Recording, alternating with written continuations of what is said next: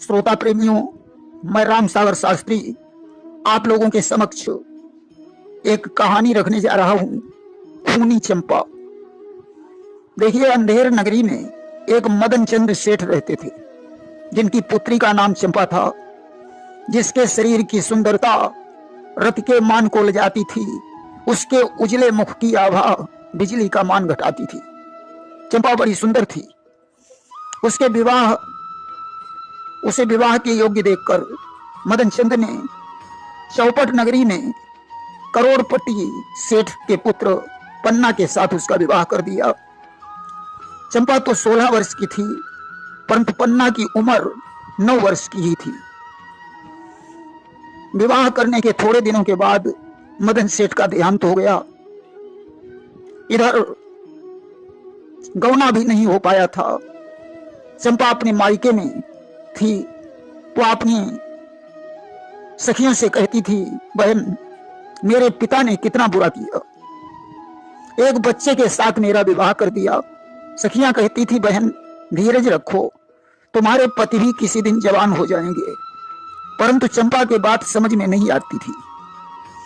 अचानक एक दिन एक जोगी भिक्षा मांगने के लिए दरवाजे पर आ गया।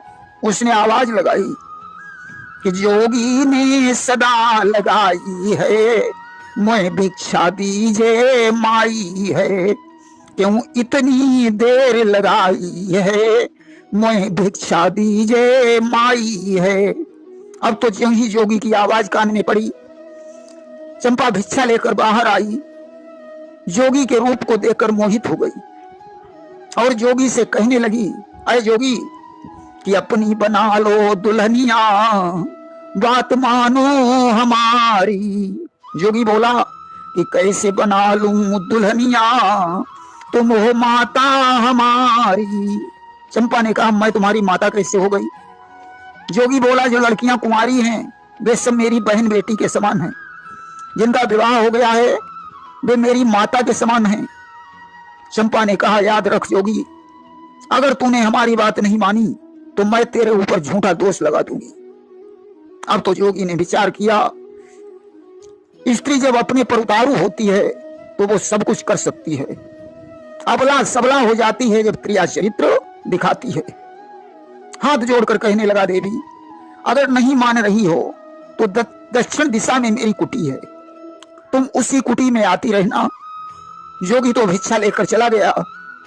ज्यों आधी रात हुई, चंपा विचार करने लगी कि हो चुकी आधी रात निखंड, हो चुके घर घर फाटक बंद, नहीं मेरे दिल को चैन करार, करूंगी जोगी का दीदार।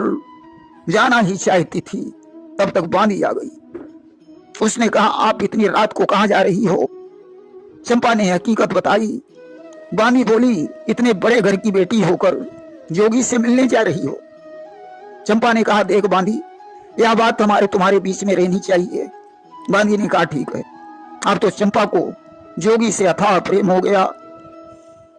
और इधर चंपा का पति पन्नालाल जब जवान हो गया तो उसने चंपा का गौना लेने का विचार बनाया। अपने दोस्त खुशदिल को साथ में लेकर वह अपनी ससुराल में पहुंचा। उसके पहुंचने पर चंपा का चेहरा उतर गया। मां ने कहा, बेटी, तुम अपनी ससुराल जाएगी, इसमें दुख की क्या बात है? चंपा ने कहा, मां, मैं ससुराल जाना नहीं चाहती हूं। मां ने कहा, बेटी, जाना तो पड़ेगा ही। जैसे तैसे खाना खा पीकर सारे लोग सो गए। खुशदिल जागता रहा। ज्यों चंपा जोगी के पास जाने के लिए बाहर निकली, खुशदिल भी उसके पीछे पीछे चल पड़ा। चंपा कुटी में चली गई, खुशदिल वहीं छुप गया। जोगी ने पूछा कि आज इतनी देर क्यों, तुमको प्यारी हो गई, दो बता नियत तुम्हारी, क्या किसी में खो गई? अरे आज इतनी देर कैसे हो गई? क्या किसी दूसरे का चक्कर है? चंपा ने कहा, क्षमा करना, अपने मित्र खुशदिल के सहित मेरे पति मेरा गौना लेने आए, इसलिए देर हो गई। जोगी ने कहा, अरे दुष्टा, तूने मेरी बरसों की तपस्या को नष्ट कर दिया। और अब मुझे धोखा देकर जा रही है। अगर सच में तू मुझसे प्रेम करती है तो अपने पति का शीश काट कर मेरे पास ले आ। चंपा वहां से भाग खड़ी हुई। खुशदिल विचार करता है, हाय विधाता, यह कितनी डायन है। चंपा घर पहुंची, तलवार उठाई। पन्ना गहरी नींद में सो रहा था। उसे पता ही नहीं था कि आज मेरे साथ क्या होने वाला है। चंपा ने उसका शीश काट लिया और लाकर जोगी के पास रख दिया। अब तो जोगी का कलेजा दहल गया। उसने विचार किया, स्त्री में कितना साहस होता है। जोगी ने कहा, अरे दुष्टा, तुझे तो नर्क में भी ठिकाना नहीं मिल सकता। जब तुम 7 फेरे लेने वाले की नहीं हुई तो मेरी क्या हो सकती है। अब मैं तेरी नाक काटूंगा। जोगी ने ज्यों अपने मुंह से उसकी नाक काटी, उसी समय खुशदिल ने उसके पेट में खंजर भोंक दिया। जोगी मर गया। खुशदिल वहां से लौट आया, अपना बिस्तर ठीक किया और चुपचाप लेट गया। इसके बाद चंपा पहुंची और जोर जोर से रोने लगी। सत्य कहा गया है कि प्रिया चरित्र जाने नहीं कोई, पति को मार सती जो हुई। चंपा की मां जग गई, बेटी क्या हुआ। चंपा ने कहा, मां, इस खुशदिल ने मेरे स्वामी का शीश काट दिया है। मैं बचाने के लिए दौड़ी तो इसने तलवार से मेरी नाक काट ली। माजरा सुनकर कोतवाल आ गए। खुशदिल ने कहा, कोतवाल साहब, ये झूठ बोल रही है। इसने ही मेरे मित्र पन्ना को मारा है। इसका जोगी से अवैध संबंध था। मैंने इसका पीछा किया। जोगी के कहने पर इसने अपने पति का शीश काटा। जोगी ने इसकी नाक काटी, तभी मैंने उसे मार डाला और वापस घर लौटकर लेट गया। अब यह झूठा दोष मेरे ऊपर रख रही है। खुशदिल की बात को सुनकर कोतवाल ने खुशदिल और चंपा को राजा के हवाले कर दिया। राजा ने चंपा से कहा, तेरी कटी हुई नाक कहां है। नाक का जो सबूत देगा वही सच्चा है। चंपा ने कहा, पता नहीं नाक कहां गिर गई होगी। खुशदिल ने कहा, राजन, सही सबूत मैं दूंगा। इसकी आधी नाक जोगी के मुंह में दबी हुई है। खुशदिल राजा और दरोगा को साथ में लाए। देखा जोगी मरा पड़ा है, चंपा की आधी नाक उसके मुंह में दबी हुई है। राजा ने आदेश दिया, इस स्त्री का सिर मुड़वाकर, काला मुंह करवाकर सारे शहर में घुमाया जाए, ताकि भविष्य में कोई स्त्री इस तरीके का जुर्म न करे। आज काला मुंह करवाकर, सिर मुड़वाकर उसे सारे शहर में घुमाया गया। इसके बाद राजा ने जल्लादों से कहा, जाओ अब इसे जंगल में ले जाकर कत्ल कर दो। जल्लादों ने उसका कत्ल कर दिया। इधर खुशदिल ने अपने मित्र की लाश राजा से मांगी और बियावान जंगल में रखकर विलाप करने लगा। उधर भगवान शंकर पार्वती के सहित विचरण करने के लिए निकले। पार्वती के कुछ भनक पड़ी कान में आन, कहने लगी महेश से जंगल के दरमियान। पार्वती ने कहा, स्वामी, इस जंगल में कोई रो रहा है। भगवान शंकर ने कहा, प्रिय, यह तो दुनिया है, कोई हंसता है, कोई रोता है। पार्वती ने कहा, स्वामी, आप सत्य कह रहे हैं, परंतु यह दर्द भरी आवाज मुझे अपनी तरफ खींच रही है। पार्वती के आग्रह पर शंकर जी भेष बदलकर खुशदिल के पास पहुंचे और बोले, बेटा क्यों रो रहे हो। खुशदिल ने सारी कहानी बताई। शंकर जी ने अपनी उंगली को चीरकर उसके मुंह में अमृत डाल दिया। अब तो राम राम कहकर पन्ना उठ बैठा। भगवान शंकर पार्वती के सहित अंतर ध्यान हो गए। पन्ना पूछने लगा, मैं तो ससुराल में था, यहाँ कैसे पहुंचा। खुशदिल ने आज से अंत तक सारी घटना बताई। पन्ना ने कहा, मित्र, ऐसी नारी से तो कुंवारा ही रहना ठीक था। तुम्हारे जैसा सच्चा मित्र और कौन हो सकता है। दोनों घर वापस लौट आए। प्रेम से बोलिए वृंदावन बिहारी लाल की जय। श्रोता प्रेमियों, मैं राम सागर शास्त्री आप लोगों के समक्ष एक कहानी रखने जा रहा हूं, तोता मैना की कहानी। एक बार की बात है, हिमालय पर्वत के सघन जंगल में एक आम के वृक्ष की डाल पर तोता और मैना बैठे हुए आपस में बातचीत कर रहे हैं। आम्र वृक्ष छाया कै श्रोता, अते की साख रहे एक तोता। ताधिंग महीना अति छविधारी, रहे परस्पर बयन उशारी। तोता ने मैना से कहा, देख मैना, औरत से बड़ी स्वार्थी और बेवफा जात कोई नहीं होती है। अपने स्वार्थ को सिद्ध करने के लिए वह कुछ भी कर सकती है। मैना ने कहा, तोते ऐसी बात नहीं है।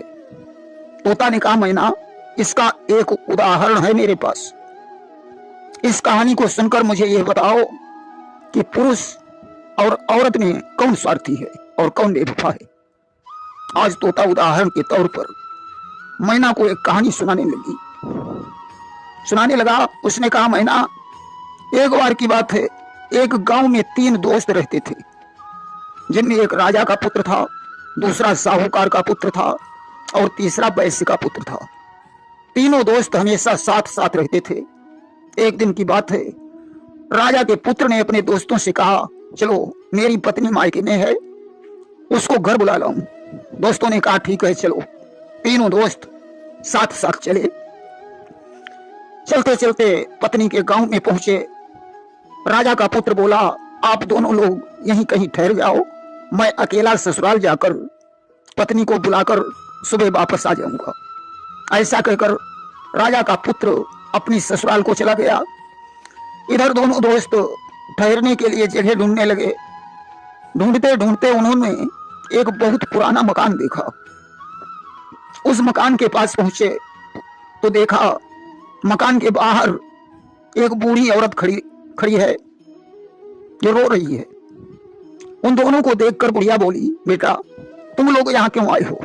उन दोनों ने कहा, बूढ़ी माँ, हम लोग यहाँ ठहरना चाहते हैं। बुढ़िया बोली, बेटा यह मौत का घर है, यहाँ मत रुको। साहूकार का पुत्र मकान के अंदर झांक कर देखने लगा। उसने देखा एक सुंदर लड़की मकान में झाड़ू लगा रही है। साहूकार ज्यादा उस पर मोहित हो गया। उसने वैश्य के पुत्र से कहा, दोस्त इस लड़की से मुझे मिलवा दीजिए। वैश्य पुत्र ने बुढ़िया से पूछा, बूढ़ी माँ, इस मकान के अंदर ये लड़की कौन है? बुढ़िया ने कहा, बेटा वो एक वैश्या है, जो इसके पास जाता है उसे ये नागिन बनकर डस लेती है। परंतु साहूकार ज्यादा नहीं माना। वैश्य पुत्र ने उसके लिए रास्ता बनाया। साहूकार ज्यादा वैश्य के साथ एक कमरे में गया। इधर वैश्य पुत्र ने उस बुढ़िया से पूछा, बूढ़ी माँ, क्या वह सचमुच नागिन है? बुढ़िया ने कहा, हाँ पुत्र, वो नागिन ही है। अब तुम्हारा दोस्त जीवित नहीं बचेगा।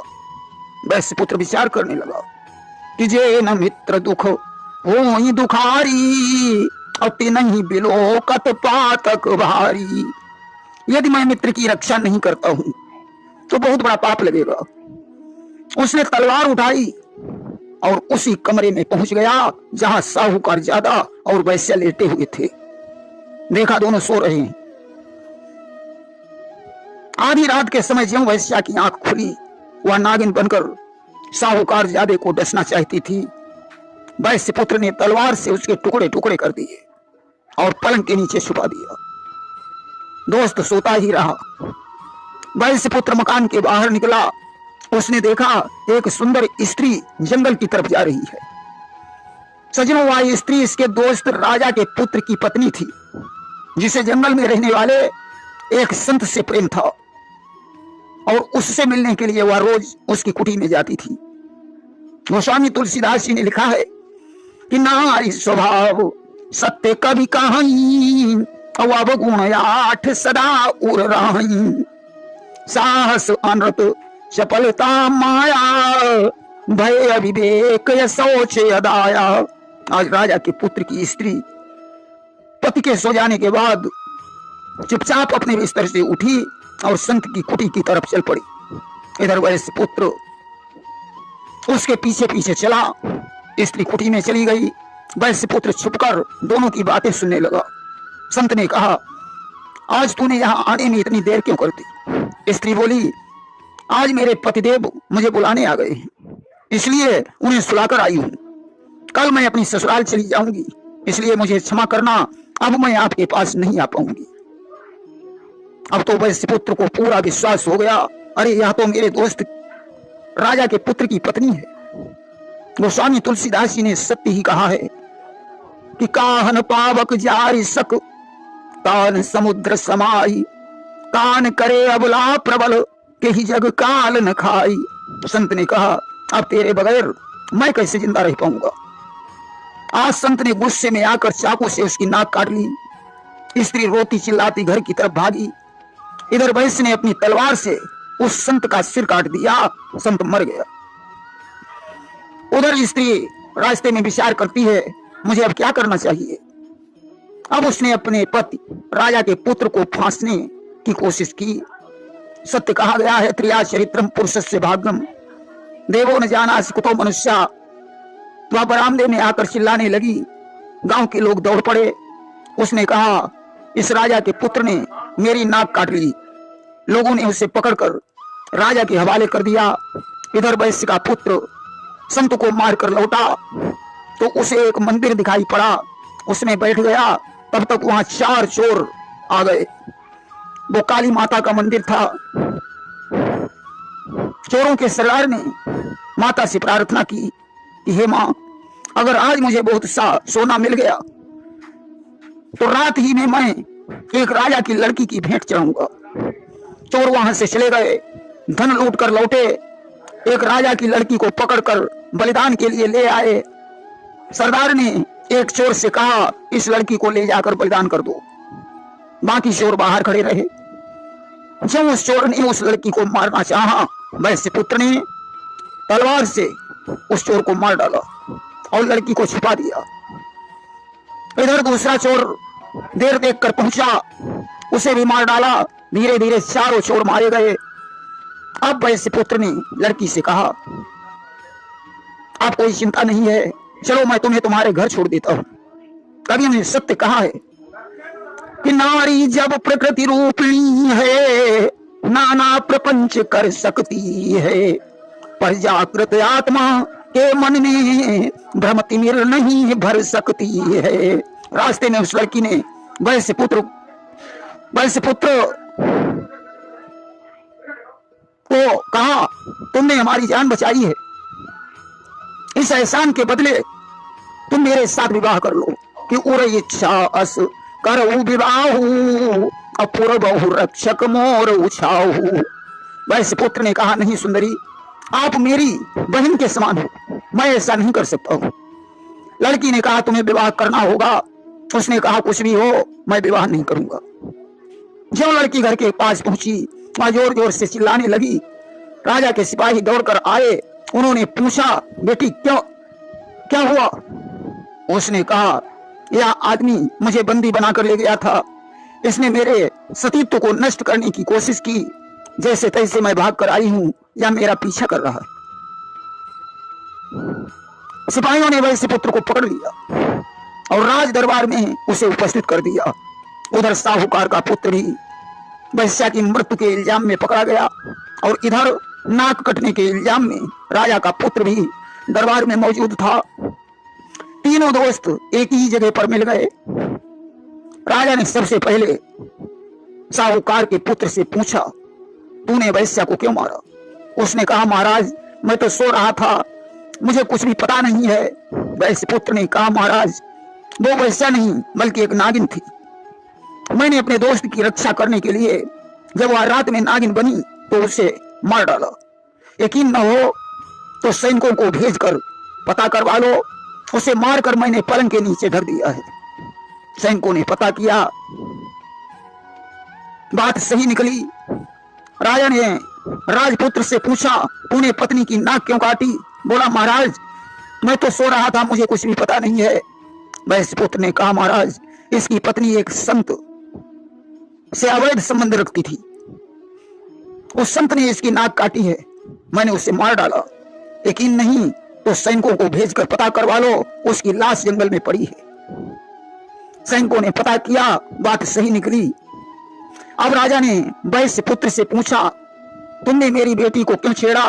वैश्य पुत्र ने कहा महाराज आपकी बेटी को चोर पकड़ ले गए थे, देश का बलिदान करना चाहते थे। मैंने उन 4 चोरों को मार डाला और तुम्हारी बेटी को यहां तक पहुंचाया। या मेरे साथ शादी करना चाहती थी। इनकार करने पर इसने मेरे ऊपर दोष लगा दिया। अगर यकीन न हो तो पता कर लो, चारों चोर काली मंदिर में मरे पड़े हैं। राजा ने सैनिकों से पता करवाया, बात सही निकली, तीनों दोस्तों की रिहाई हो गई। राजा ने वैश्य पुत्र से कहा, अब तुम मेरी बात मानो, मेरी बेटी के साथ विवाह कर लो। बड़ी धूमधाम के साथ वैश्य पुत्र का विवाह हो गया। तीनों दोस्त अपने गांव लौट आए। तोता के ये बयान सुन मैना हो गई मौन, अब मुझको बतलाइए असली दोषी कौन। तोते का उदाहरण सुनकर मैना चुप हो गई। तोते ने कहा, मैना अब तुम ही बताओ इसमें असली दोषी कौन है, स्त्री या पुरुष? मैना बोली, स्त्री। इसी के साथ तोता मैना की कहानी का पहला भाग समाप्त होता है। प्रेम सूर्य वृंदावन बिहारी लाल की जय। श्रोता प्रेमियों, मैं राम सागर शास्त्री आप लोगों के समक्ष रखने जा रहा हूं एक किस्सा, रूप बसंत। कि धारा नगरी परम सुखदानी, खड्ग सेन की जहां राजधानी। एक समय की बात है, धारा नगरी में खड्ग सेन नाम का एक प्रतापी राजा हुआ, जो बड़ा धर्मनिष्ठ और गुणवान बुद्धिमान था। उसकी पत्नी का नाम रूपावती था। रानी के दो पुत्र थे, रूप और बसंत। एक बार रानी बहुत बीमार हो गई, उसके बचने की आशा छूट गई। रानी ने खड्गसेन से कहा, स्वामी, रूप और बसंत अभी बहुत छोटे हैं, तुम उनकी देखभाल करना, परंतु मैं मरते मरते आपको एक चेतावनी देती हूं कि अपना दूसरा विवाह मत करना, अन्यथा दोनों बच्चों की जिंदगी खराब हो जाएगी। रानी इतना कहकर स्वर्ग धाम को चली गई। अब तो माता के मरते ही दोनों बच्चे विलाप करने लगे। उनकी दशा देखकर राजा भी विलाप करने लगा। रानी के मर जाने के कुछ दिनों के बाद सेनापति जालिम सिंह ने कहा, महाराज, बिना मां के बच्चों का पालन पोषण करना बहुत कठिन होगा, इसलिए हमारी सम्मति है, आप दूसरा विवाह कर लो। राजा खड्गसेन ने अयोध्या की राजकुमारी चित्रवती के साथ अपना विवाह कर लिया। चित्रवती के समय महलों में आई। रूप और बसंत बड़े प्रसन्न हो गए। उन्होंने सोचा, मेरी दूसरी मां आ गई है, चरणों पर गिर पड़े। आज रूप के रूप को देखकर रानी चित्रवती मोहित हो गई कि रूप देखी मोही सुकुमारी, चुभी सूल समो सुरति करारी, भ्राता पिता पुत्र उर्गारी, पुरुष मनोहर निरखई नारी। विचार करने लगी, किसी प्रकार ये राजकुमार मुझे प्राप्त हो जाए। अब तो उसकी याद में उसे रात भर नींद नहीं आई। एक बार की बात है, चित्रवती के महलों के सामने रूप और बसंत गेंद खेल रहे थे। बसंत ने टोल मारी, गेंद चित्रवती के महलों में जा गिरी। रानी ने बांदी से उस गेंद को उठवा लिया और अपने पास रख लिया। रूप जब गेंद लेने गया तो उसने कुत्सित इच्छा प्रकट की। रूप ने कहा, आप मेरी मां के समान हैं कि नभ कांपे पृथ्वी फट जाए, संसार पलट खा सकता है, हे मौसी तेरे झांसे में हरगिज न रूप आ सकता है। मैं आपका यह अनुरोध कदापि स्वीकार नहीं कर सकता हूं। मौका पाकर रूप वहां से भाग आया। मौसी ने विचार किया, रूप अब मेरी हकीकत महाराज को बता देगा, इसलिए उसने बांदी को बुलवाकर एक सोने का हार भेंट करते हुए कहा, हे बांदी, अब तुम्हें मेरी गवाही देनी होगी। बांदी ने कहा, ठीक है। अब तो रानी ने त्रिया चरित्र फैला दिया कि कर दिए वस्त्र सब तार तार, लटके मोती जंजाल हुए, बाली में झुमके उलझ गए, चोटी के बाल बवाल हुए। सारे कपड़े फाड़ डाले, श्रृंगार बिगाड़ डाला और जमीन पर लेट गई, लंबी लंबी सांसें ले रही है। जिस समय महाराज खड्गसेन महलों में पहुंचे, उन्होंने रानी की हालत देखी और कहने लगे कि हे प्राण प्रिय, हैं ये क्या, बोलो तो ढंग बेढंगा क्यों, बेवक्त फूल से मुखड़े का हो रहा मलिन, रंग है क्यों। अरे रानी, क्या बात हो गई है जो इस तरह तुम जमीन पर लेटी हो। रानी ने कहा, नाथ क्या कहूं और कैसे कहूं, मुझे तो कहने में भी लाज आती है कि नाथ तुम्हारे पुत्र ने सतपन दिया बिगाड़, लज्जाती है मुझे मरूं कटारी मार। तुम्हारे पुत्र रूप ने जबरदस्ती मेरे सतीत्व को नष्ट कर दिया। राजा ने कहा, रानी मुझे इस बात पर विश्वास नहीं हो रहा है। वाणी ने कहा, हाँ महाराज, यह बात बिल्कुल सत्य है। इस करिश्मा को मैं अपनी आंखों से देख रही थी। अब तो राजा को विश्वास हो गया। उन्होंने रूप को बुलवाया। रूप ने कहा, पिताजी, मौसी और माता में कोई अंतर नहीं होता, यह सब झूठ है। राजा ने फिर भी जल्लादों को बुलाकर कहा, जाओ रूप को ले जाकर जंगल में कत्ल कर दो। अब तो बसंत रोने चिल्लाने लगा। उसने कहा, पिताजी, रूप अगर जिंदा नहीं रहेगा तो मैं भी अपनी आत्महत्या कर लूंगा। सेनापति ने कहा, महाराज ऐसा करो, इस सजा के बदले में इन दोनों को राज्य से बाहर निकाल देना ही उचित होगा। दोनों को देश से निकाल दिया गया। आज मौसी और राजा को प्रणाम करके रूप बसंत वहां से चल देते हैं। राजा के राज्य में अन्न और पानी भी नहीं पिया। इस प्रकार जब नगर से बाहर निकले तो एक जंगल में उन्हें एक संत की कुटी नजर आई। वहां पहुंचे, महात्मा को प्रणाम किया। महात्मा ने उन्हें देखकर पूछा, आप किसके पुत्र हैं। रूप बसंत ने अपनी सारी कहानी बताई। महात्मा जी ने मस्तक की रेखाएं देखकर बताया, बेटा 5 वर्ष के लिए तुम्हारे ऊपर आपत्ति है। 6ठे वर्ष में तुम राजा बनने वाले हो। रात काट कर दोनों प्रातःकाल संत को प्रणाम करके प्रस्थान करते हैं। निर्जन वन में दोनों चले जा रहे थे। उन्हें प्यास भी लगी थी। एक नदी में जाकर पानी पीकर दोनों एक वृक्ष के नीचे लेट गए। लेटते ही रूप को नींद आ गई और सो गया। बसंत जागता रहा। तब तक उस वृक्ष पर बैठे हुए तोते ने मैना से कहा, मैना, इस वृक्ष के फल में एक बहुत बड़ी विशेषता है। जो इस वृक्ष का फल तोड़ेगा उसे इस वृक्ष की जड़ में जो काला नाग रहता है वह डस लेगा और उसकी मृत्यु हो जाएगी, परंतु इसका फल जो खा लेगा वह तत्काल राजा बन जाएगा। बसंत ने सोचा क्यों नहीं इसका फल तोड़कर भैया रूप को खिला दिया जाए। उसने फल तोड़ा और रूप को जगाकर खिला दिया। तब तक जड़ की बिल से काला नाग निकला और उसने बसंत को डस लिया। उसकी मृत्यु हो गई। अब तो रूप भाई के वियोग में रोने लगा। अचानक एक मुसाफिर उधर से गुजरा। उसने बसंत को देखा, बोला, अब रोने से कोई फायदा नहीं है, जाओ सामने मिस्र शहर से कफन लेकर आओ। रूप ने कहा, पैसे तो हैं ही नहीं। उसने कहा, यहाँ के दुकानदार बहुत बड़े दानी हैं, वे कफन का पैसा नहीं लेते। मुसाफिर लाश को रखाने लगा और रूप शहर में पहुंचा। मिस्र का राजा बड़ा धर्मात्मा था। उसने मरते समय अपने कर्मचारियों से कह रखा था कि मेरे मरने के बाद सुबह सुबह इस फाटक पर जो मुसाफिर आ जाए उसे तुम राजा बना देना। ज्यों रूप फाटक पर पहुंचा, सिपाहियों ने उसे पकड़ लिया और राज सिंहासन पर बैठा दिया।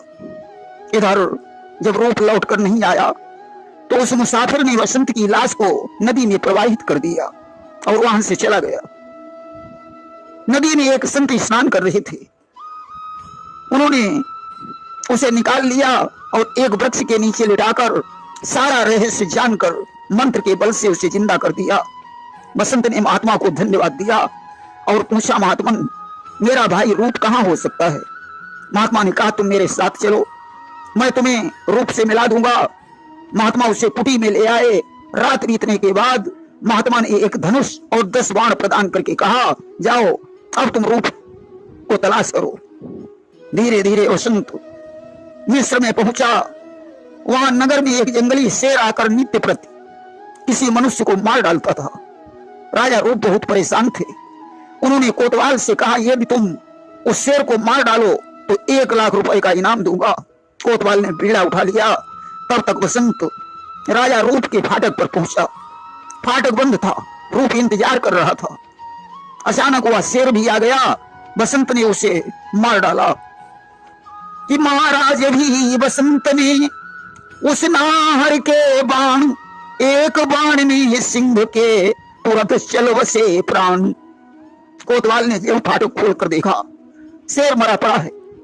गांव के लोगों से पूछा शेर किसने मारा, लोगों ने बताया ये शिकारी ने मारा है। कोतवाल ने एक आदमी से कहा ऐसा करो, इस शेर पर 1 लाख रुपए का इनाम था, इसलिए तुम इस आदमी को मार डालो, इनाम आधा आधा बांट लेंगे। उसने पीछे से वसंत के सर पर लाठी मारी, वह बेहोश होकर गिर पड़ा, उठाकर कुएं में डाल दिया। कोतवाल ने राजा रूप से इनाम लेकर आधा आधा बांट लिया। तब तक उस कुएं के पास से एक धोबी और धोबन गुजरे। इसके बाद मिट्टी खोदने के लिए कुमार और कुमारी पहुंचे। कुमारी ने उस कुएं में झांक कर देखा और कुमार को बुलाकर बसंत को बाहर निकलवा लिया, गधे पर रखकर घर ले आई, उपचार किया। होश आने पर परिचय पूछा। बसंत बोला कि पृथ्वी मेरी मात है, पिता मेरा आकाश, जहां ठहर जाऊं वही समझो मेरा वास। बसंत ने कहा पृथ्वी मेरी माता है और आकाश मेरा पिता है, जहां ठहर जाऊं वही मेरा घर है। अब तो यही मेरा घर है।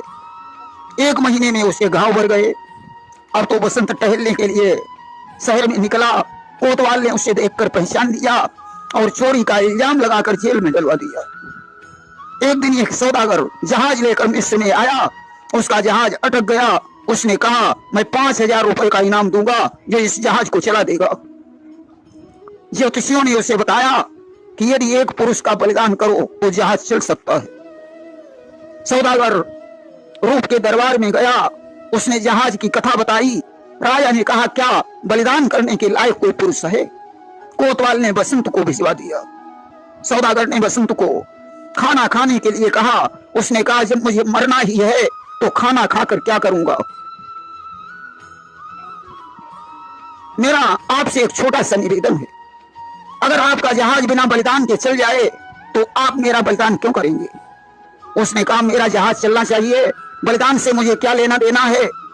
आज ज्यों भगवान का ध्यान करके वसंत ने जहाज में हाथ लगाया, जहाज चल पड़ा।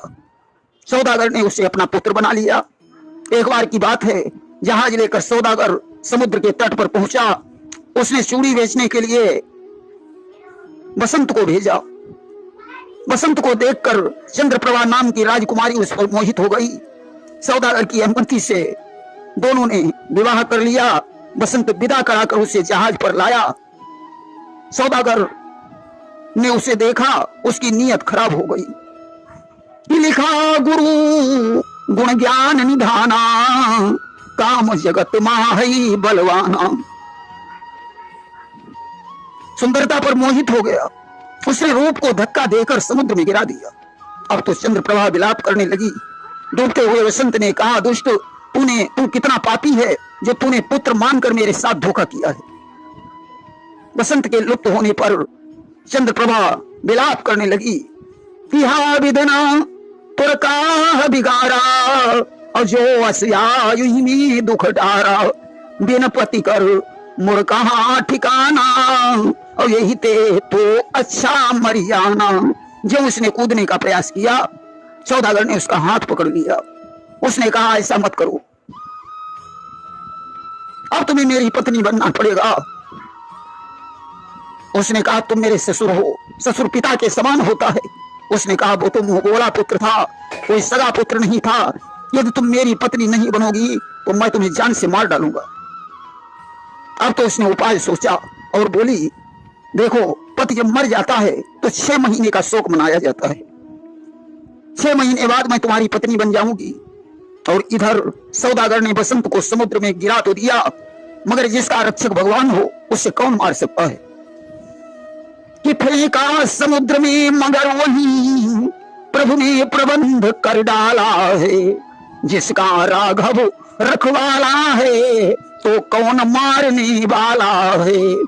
जाको राखे साइया मार सके ना कोई, बाल न बांका कर सके चाहिए बैरी होई।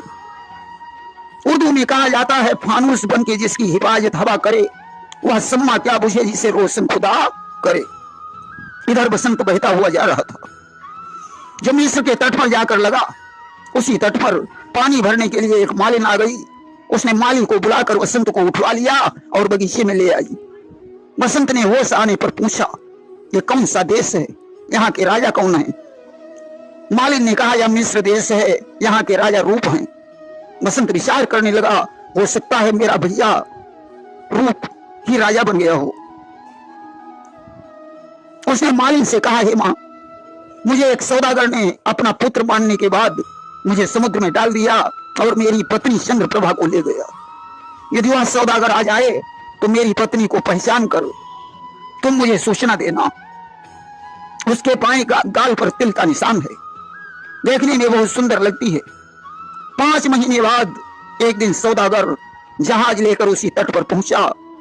मालिन ने जाकर चंद्रप्रभा को पहचाना, बसंत को आकर बताया।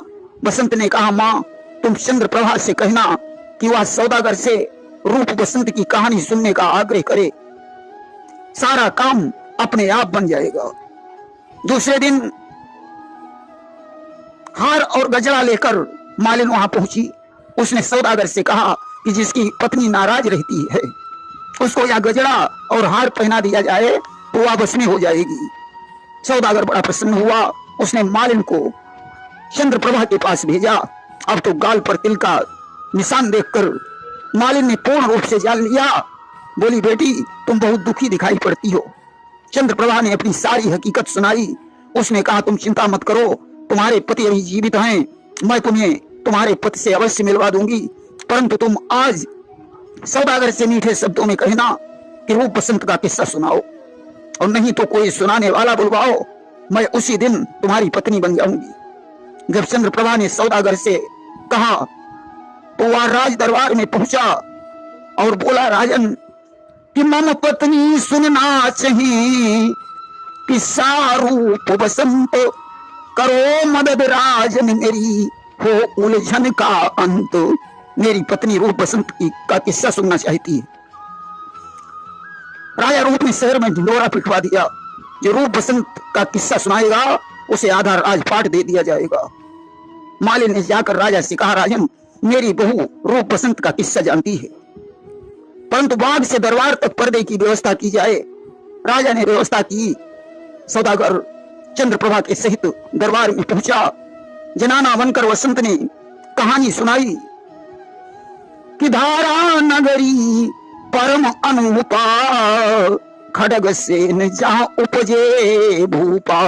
उसने कहा, महाराज, धारा नगरी में खड़ग सेन नाम के राजा थे, जिनकी पत्नी का नाम रूपावती था, जिनके 2 पुत्र थे, रूप और बसंत।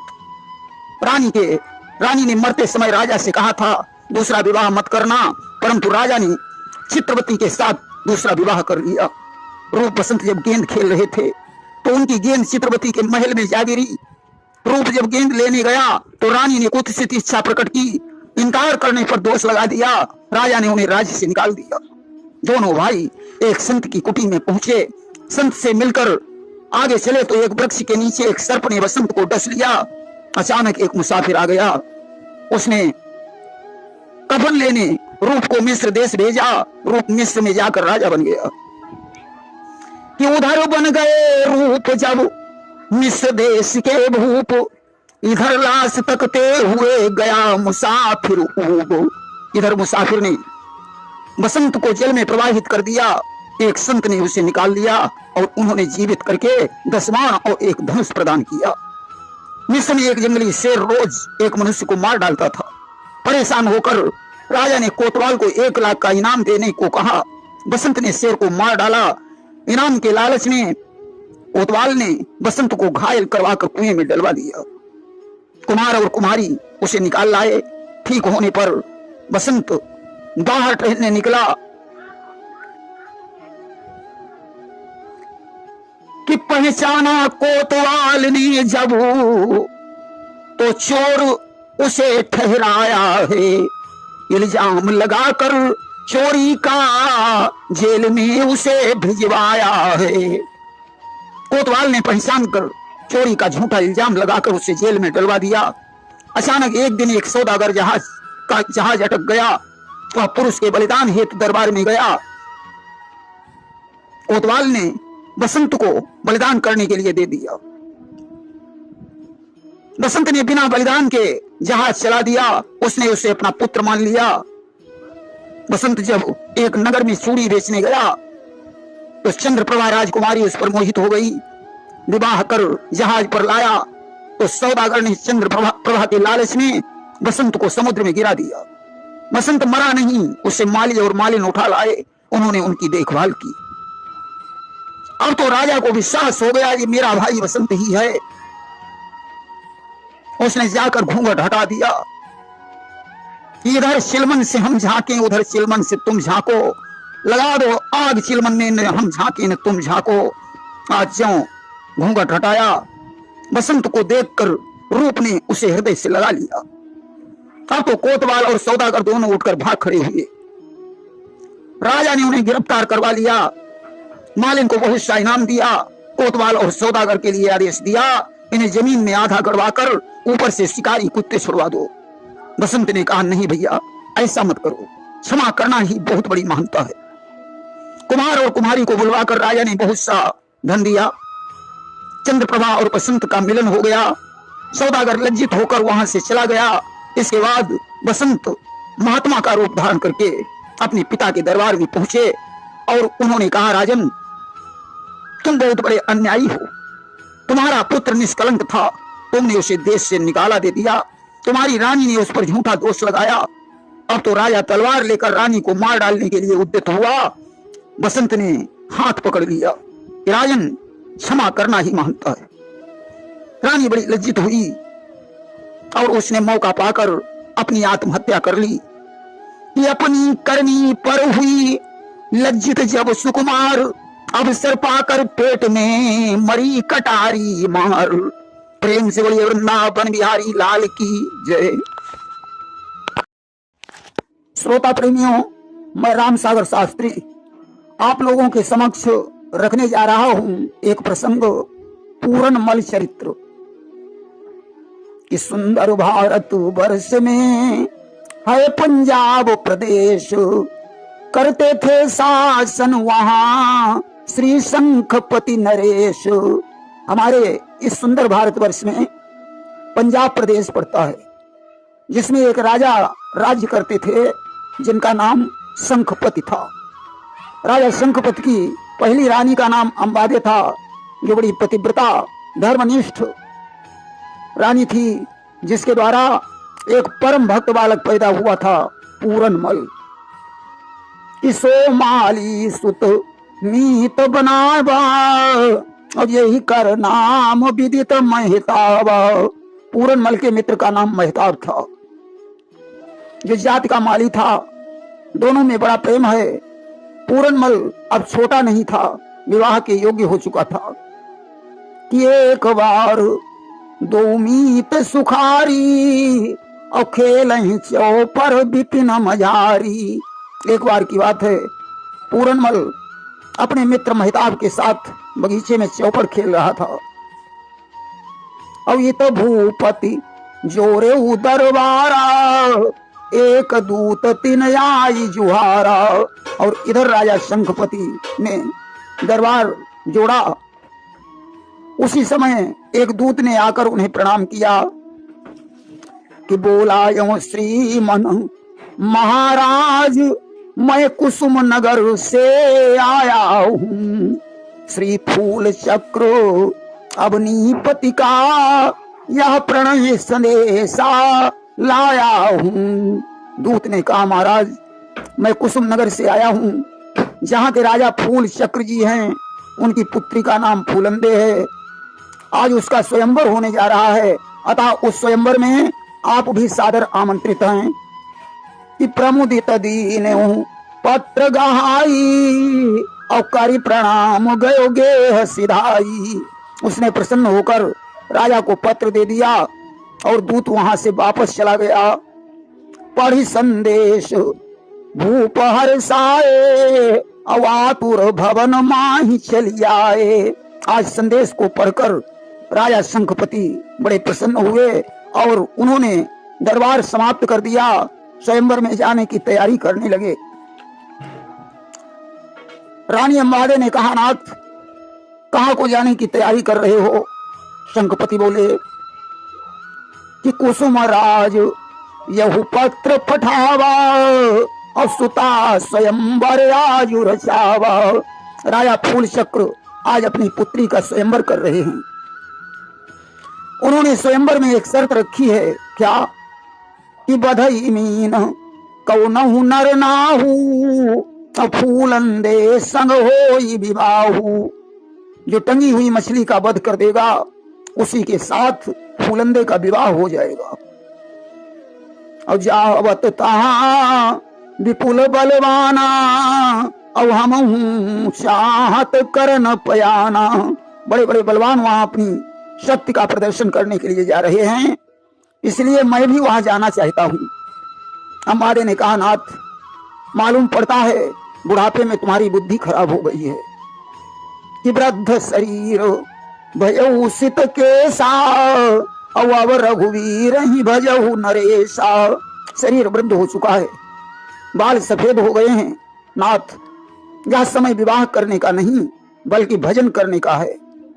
दूसरी बात यह है कि सौत मौत से भी बुरी है कि अन्न न होई भूमि जहाँ कांसा और सौती करई ग्रह सत्यानाशा। उस भूमि में अन्न नहीं पैदा होता है जिसमें कांस होती है। उसी प्रकार एक सौत घर का विनाश करने में सक्षम है कि बूढ़ेपन में करके विवाह दुनिया में हंसी कराओगे। जाओ न स्वयंवर में स्वामी वरना पीछे पछताओगे। हे नाथ अब तो विवाह करने पर दुनिया वाले तुम्हारी हंसी करेंगे, इसलिए स्वयंवर में मत जाइए वरना आपको पीछे पछताना पड़ेगा। रानी ने बहुत कुछ समझाया परंतु शंखपति नहीं माने। पहुंच गए हैं स्वयंवर में कि सुता स्वयंवर के लिए जुड़ी सुसभा महान। बैठे निज निज मंच पर कई सहस बलवान। स्वयंवर में बड़ी भीड़ भाड़ है, अपने अपने मंच पर राजागण बैठे हुए हैं। आज दुंदुभी बजी, उत्सव प्रारंभ हुआ। हाथों में जयमाल लिए हुए फूलंदे सखियों के साथ रंगभूमि में प्रवेश करती है। सखियां गाती हैं क्या कि चलो सुकुमारी धीरे धीरे, चलो सुकुमारी धीरे धीरे, कि सभा में लाखों भूप आए, सभा में लाखों भूप आए, लखो मेरी प्यारी धीरे धीरे, चलो सुकुमारी धीरे धीरे। फूलंदे को देखकर सभी राजा सोचने लगे कि हे विधाता, इसका विवाह मेरे ही साथ हो जाना चाहिए। आज बंदीगणों ने राजा का ऐलान सुनाया। सभी वीर अपनी अपनी शक्ति का प्रदर्शन करने लगे। जब कोई वीर मछली का वध नहीं कर सका तो राजा फूल चक्र को बड़ा अफसोस हुआ। राजा तो कुछ कह नहीं पाए, परंतु मंत्री के मुख से यह निकल गया कि इस सभा में कोई वीर नहीं, सभी कायर बैठे हुए हैं। यह शब्द सुनकर शंखपति को जोश आ गया। उन्होंने धनुष पर बाण रखा और मछली का वध कर दिया। फूलंदे ने शंखपति के गले में जयमाला डाल दी। राजा फूल चक्र ने आज अपनी पुत्री को नारी शिक्षा प्रदान किया और पुत्री को विदा कर दिया। यत्र तत्र वीरों से छेड़छाड़ हुई परंतु शंखपति विजयी रहे। जैसे तैसे अपनी राजधानी में वापस पहुंच गए। लिखा है कि बधी मीन उत्सव मह जाई और लई दुल्हनी लौटे नरराई। आज फूलंदे पालकी में बैठी हुई है। जैसे ही पालकी द्वार पर पहुंची, अवंबा सुनी वधू गृह आई और तुरंत आरती लीन सजाई। हमारे को मालूम हुआ बहू आई है, उसने सुंदर आरती बनाई और संग सखी लई गावन हारी, आई द्वार मगन मन भारी। साथ में सखियां हैं जो मनोहर गीत गा रही हैं। जैसे ही अम्बारे ने देखा, पूछने लगी तुम कौन हो? उसने कहा बहन मैं तुम्हारी बड़ी बहन हूं, मुझे अम्बादे कहते हैं। अब तो इसकी भुओं में बल पड़ गया और भ्रकुटी चढ़ाई, कहे वस बचना अब हम नहीं राही भूप यही भावना। उसने शंखपत से कहा राजन मुझे मालूम नहीं था तुम्हारी एक नारी और है, मैं एक साथ एक महल में कदापि नहीं रह सकती हूं। दूसर भवन ले बनवाई और ना ही तो डोली दे फिराई। मेरे लिए दूसरा भवन बनवा दो, अन्यथा मेरी डोली वापस कर दो। आज शंखपति ने सेवकों को दूसरा महल बनाने का आदेश दे दिया। फूलंदे उस महल में चली गई। अब तो राजा शंखपति अपनी पहली रानी को भूल गए। एक दिन की बात है, रानी फूलंदे छत पर खड़ी हुई अपने केसों को सुखा रही थी। बांदी भी उसके पास खड़ी थी। उसी समय पूरनमल घोड़े पर सवार होकर निकला। गोस्वामी बाबा तुलसीदास जी सत्य कहते हैं कि भ्राता पिता पुत्र उड़गारी और पुरुष मनोहर निरखई नारी। भाई हो, पिता हो अथवा पुत्र हो, स्त्री मनोहर रूप देखती है। आज जैसे इसने पूरनमल को देखा, अस्तु हुआ क्या कि जासु स्वरूप लखो सुकुमारी और चुभी सूल सम सुरति करारी। पूरनमल का स्वरूप देखकर रानी मोहित हो गई। उसने बांदी से पूछा ये कौन है? बांदी ने कहा ये बड़ी रानी अम्बादे के पुत्र पूरनमल हैं। रानी ने कहा बांदी कोई भी हो, तुम ऐसा करो कोई बहाना करके इससे मेरे महल में ले आओ। और तुरंत अनुसरी दीन पठाई और कहे तय लाभ जाई। सजनों, पूरनमल बगीचे में पहुंचकर महताब के साथ पंसासार खेलने लगा। उसी समय बांदी ने पहुंचकर पूरनमल को शीश नवाया कि शीश नाई का सुन जुबराजा और घर मां बिगड़ी रहे हो सब काजा। बांदी ने कहा युवराज आप खेल में व्यस्त हैं, घर में बड़ा अनर्थ होने वाला है कि मौसी अति बीमार तुम्हारी और चलते ही नए नन ले निहारी। तुम्हारी मौसी बड़ी बीमार है, उसका बचना मुश्किल है, शीघ्र चलो वरना मौसी संसार छोड़कर चली जाएगी, वो तुम्हें ही बुला रही है। पूरनमल ने चौसर खेलना बंद कर दिया। ज्यों ही चलने के लिए तत्पर हुआ, आज सामने से छींक हुई, म्यान से तलवार गिर गई। महताब ने रोका परंतु वो नहीं माना। पहुंच गया है मौसी के महल में, देखा मौसी बिल्कुल ठीक ठाक है। पूरन को देखकर मौसी ने मुस्कुराकर कहा युवराज मुझे अपने चरणों की दासी बना लीजिए। पूरन ने कहा मौसी मालूम पड़ता है तुम्हारी बुद्धि खराब हो गई है।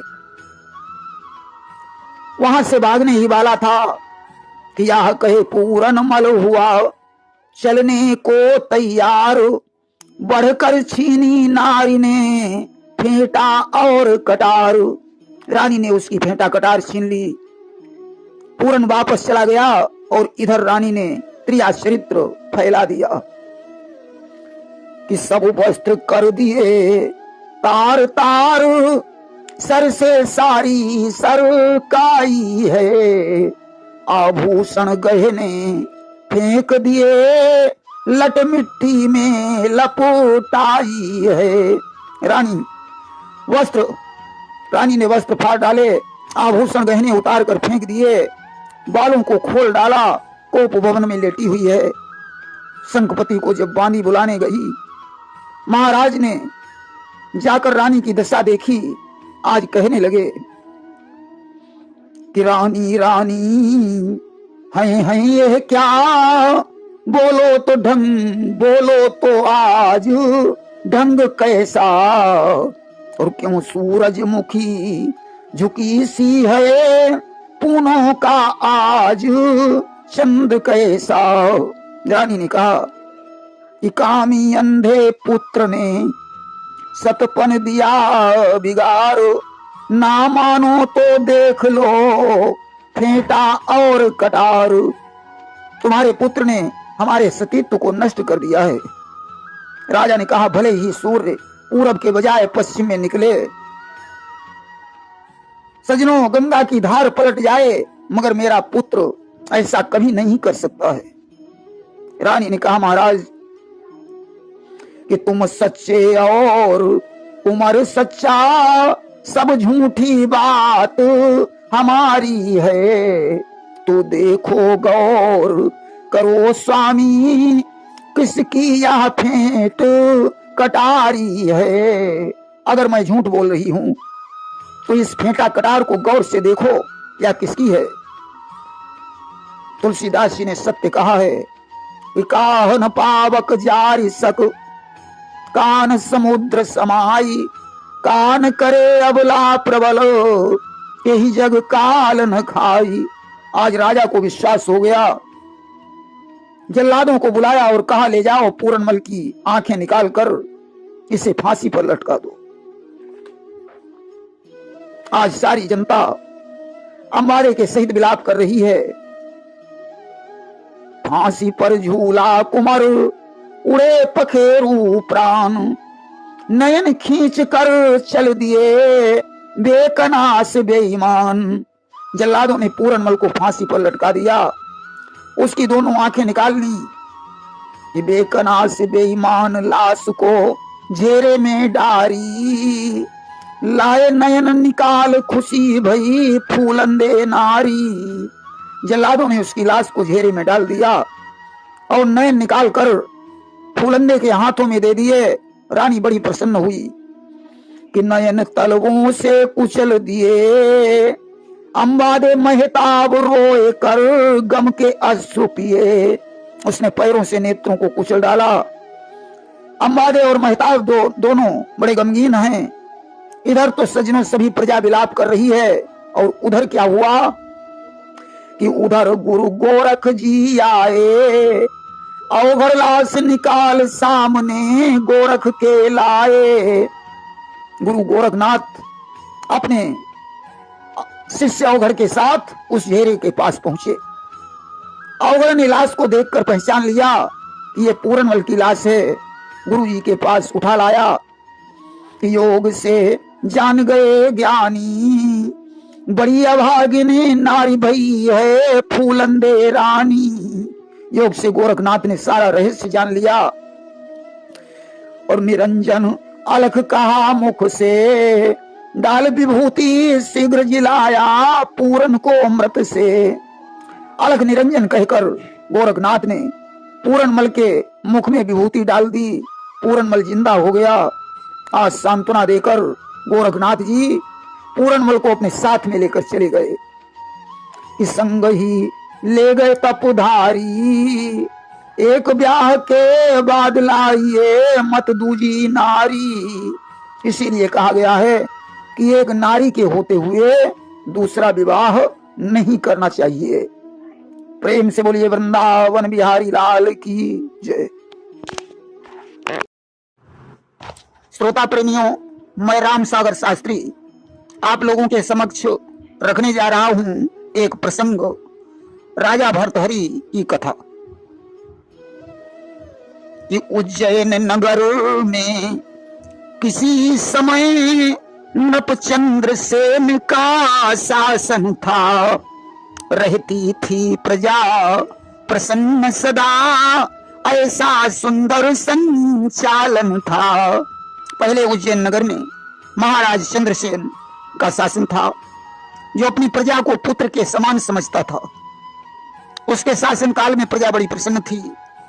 महाराज चंद्रसेन की रानी का नाम रूप देवी था, जिसने दो पुत्रों को जन्म दिया, भर्तहरि और विक्रमादित्य। धीरे धीरे दोनों पुत्र बड़े हो गए। राजा भर्तहरि का विवाह सिंगल द्वीप की राजकुमारी पिंगला के साथ कर दिया और भर्तहरि को राज समर्पित करके भगवान का भजन करने चले गए। कि बरबस राज सुतहि नपुदीना तपहित गवन भूप बन कीना। अब भर्तरी उज्जैन का राजकाज देखने लगे। राजा तो बड़ा धर्मनिष्ठ और ज्ञानी था, भगवान शंकर का परम भक्त था, परंतु उसकी रानी पिंगला कुटिल हृदय की थी। पिंगला बड़ी रूपवती थी कि उसके शरीर की शोभा से रति प्रभा मंद पड़ जाती थी। उसके उजले मुख की आभा बिजली का मान घटाती थी। राजा को शासन सत्ता का काम संभालते हुए रानी से मिलने के लिए बहुत कम समय प्राप्त होता था, क्योंकि महाराज भर्तरी जानते थे कि जासुराज प्रिय प्रजा दुखारी सोनप अवश्य नरक अधिकारी। जिस राजा के राज्य में प्रजा दुखी रहती है वह राजा नरक का अधिकारी होता है। परंतु भर्तरी अपनी रानी पिंगला को बहुत चाहते थे। गोस्वामी तुलसीदास जी ने लिखा है कि राखिए नारी यद्यपि उर्माही युवती शास्त्र भूप बस नाही। स्त्री को भले ही अपने हृदय में स्थान दे दिया जाए, परंतु युवती शास्त्र और राजा कभी किसी के बस में नहीं होते हैं। कि भ्राता पिता पुत्र उर्गारी पुरुष मनोहर निरखई नारी। भाई हो या पिता हो, भले ही पुत्र क्यों न हो, स्त्री सिर्फ मनोहर पुरुष को देखती है। पिंगला ने जिस समय अश्वपाल को देखा उस पर मोहित हो गई। अब तो अश्वपाल से इसे प्रेम हो गया। दोनों छुप छुप कर एक दूसरे से मिलने लगे। एक बार विक्रमादित्य ने इन्हें मिलते हुए देख लिया, भर्तरी को बताया, परंतु भर्तरी अपनी रानी पर आंख बंद करके विश्वास करते थे। उन्होंने कहा, विक्रम, भले ही सूर्य पूरब के बजाय पश्चिम में निकले, भले ही चंद्रमा में आग पैदा हो जाए, परंतु ऐसा होना असंभव है। लोग कहते हैं सच्चाई को भले ही थोड़ी देर के लिए दबा दिया जाए, परंतु सच्चाई कभी छुप नहीं सकती है।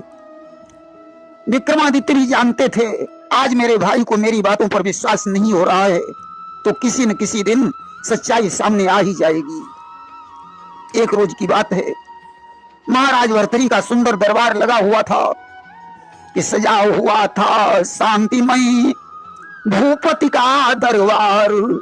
बैठे थे आनंद में सभी सूर सरदार। सभी सूर सरदार आनंद से बैठे हुए थे। उसी समय अलख निरंजन शब्द का उच्चारण करते हुए गुरु गोरखनाथ जी आ गए। सभी ने उठकर उनका स्वागत सत्कार किया। राजा भर्तरी ने सिंहासन से उतरकर गुरु जी के चरणों में सादर प्रणाम किया। गोरखनाथ ने चिरंजीव भव का आशीर्वाद दिया और राजा के मस्तक की रेखाओं का अवलोकन करने लगे। गोरखनाथ जी विचार करते हैं, इसके मस्तक की रेखाएं इसे वैराग्य की तरफ ले जा रही हैं, परंतु यह राज्य का सुख भोग रहा है। कोई बात नहीं, अभी राज्य का सुख भोग लेने दो, परंतु अति शीघ्र ही यह राजा संत बनने वाला है। मस्तक की रेखाएं देखने के पश्चात गोरखनाथ ने वहां से प्रस्थान करने का विचार किया। राजा ने उनके चरणों का स्पर्श करके पुनः मस्तक में लगाया और गोरखनाथ ने सोचा कि इस राजा को उपहार स्वरूप कोई वस्तु प्रदान करनी चाहिए। आज झोली में हाथ डाला, एक अमर फल निकाला और राजा को दे दिया। गुरु जी ने कहा, राजन, यह अमर फल है, जो इसे खा लेगा वह हमेशा जवान बना रहेगा, कभी बूढ़ा नहीं होगा। अलग निरंजन कहा और गुरु जी चले गए। अब राजा विचार करने लगा, इस फल को खाकर मैं क्या करूंगा? अच्छा तो यह होगा, इसे मैं अपनी रानी पिंगला को खिला दूं तो वह हमेशा युवती बनी रहेगी। आज तो राजा उस फल को लेकर अपनी रानी पिंगला के पास पहुंचा। उसने कहा, प्रिय, यह अमर फल है, तुम इसे खा लोगी तो हमेशा युवती बनी रहोगी। मैं तुम्हें हमेशा इसी प्रकार का ही देखना चाहता हूं। फल देकर भर्तरी राज दरबार को चले गए। मौका पाकर रानी अश्वपाल के पास पहुंची। उसने कहा, यह अमर फल है, इसे खाकर तुम हमेशा जवान बने रहोगे, इसलिए ऐसा करो, यह फल तुम खा लो। अश्वपाल ने विचार किया, मैं अमर होकर क्या करूंगा, लाओ यह फल अपनी मित्र राज नर्तकी को खिला देता हूं, तो हमेशा तरुण बनी रहेगी। उसने वह फल उस वैश्या को दे दिया। वैश्या ने विचार किया, मैं अपनी जिंदगी से वैसे भी ऊब चुकी हूं, अब तो मुझे भगवान का भजन करना चाहिए। आज तो लाओ यह फल राजा भर्तरी को दे देती हूँ, वे इसे खाकर जवान बने रहेंगे, बहुत दिनों तक प्रजा की देख रेख हो जाएगी। आज नर्तकी ने वह फल लेकर राजा भर्तरी के पास पहुंची और उसने कहा, महाराज यह अमर फल है, इसे खाकर तुम हमेशा जवान बने रहोगे, इस प्रकार प्रजा की भलाई ज्यादा दिनों तक हो जाएगी। राजा ने ज्यों ही उस फल को देखा, विचार करने लगे, यह तो वही फल है जिसे मैंने अपनी रानी पिंगला को दिया था। नर्तकी से पूछा, यह फल तुम्हें किसने दिया? नर्तकी ने कहा, महाराज यह फल मुझे अश्वपाल ने दिया था। राजा ने अश्वपाल को बुलाकर पूछा, यह फल तुम्हारे पास कैसे पहुंचा? उसने कहा, यह फल तुम्हें किसने दिया? अश्वपाल ने कहा, महाराज मुझे यह फल महारानी जी ने दिया था। आज राजा उस फल को लेकर महलों में पहुंचा। उसने रानी पिंगला को बुलाया और कहा, रानी मैंने तुम्हें जो फल दिया था उसका क्या हुआ? रानी बोली, उसे तो मैंने खा लिया। भर्तरी बोले, कितना झूठ बोलोगी, अगर तुमने फल खा लिया तो ये फल मेरे पास कहां से आया? आज रानी की नजरें शर्म से नीचे झुक गईं। भर्तरी ने कहा, रानी मैंने तुम्हारे ऊपर कितना भरोसा किया था और तुमने मुझे कितना बड़ा धोखा दिया। मैं तुम्हारी सारी हकीकत जान चुका हूं। आज तो इसी समय मैं इस राजभवन को छोड़कर वैराग्य ले रहा हूं। पिंगला ने बहुत कुछ अपनी गलती की क्षमा मांगी, परंतु भर्तरी नहीं रुके। उसी समय राजभवन को छोड़कर गुरु गोरखनाथ के पास चल पड़े। देखिए, अमर फल को लेकर लोगों का ऐसा विचार भी है कि भर्तरी के राज्य में एक जयंत नामक ब्राह्मण रहता था, जिसने देवराज इंद्र की घनघोर तपस्या की। इंद्र ने प्रसन्न होकर उसे अमर फल प्रदान किया और कहा कि ये अमर फल है, इसे खाकर तुम अमर हो जाओगे। जयंत बड़ा परोपकारी ब्राह्मण था।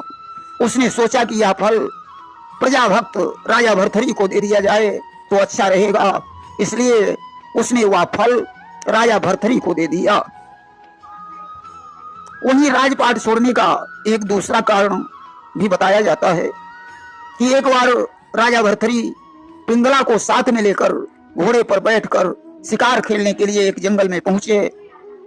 उस रोज उन्हें कोई शिकार नहीं मिला।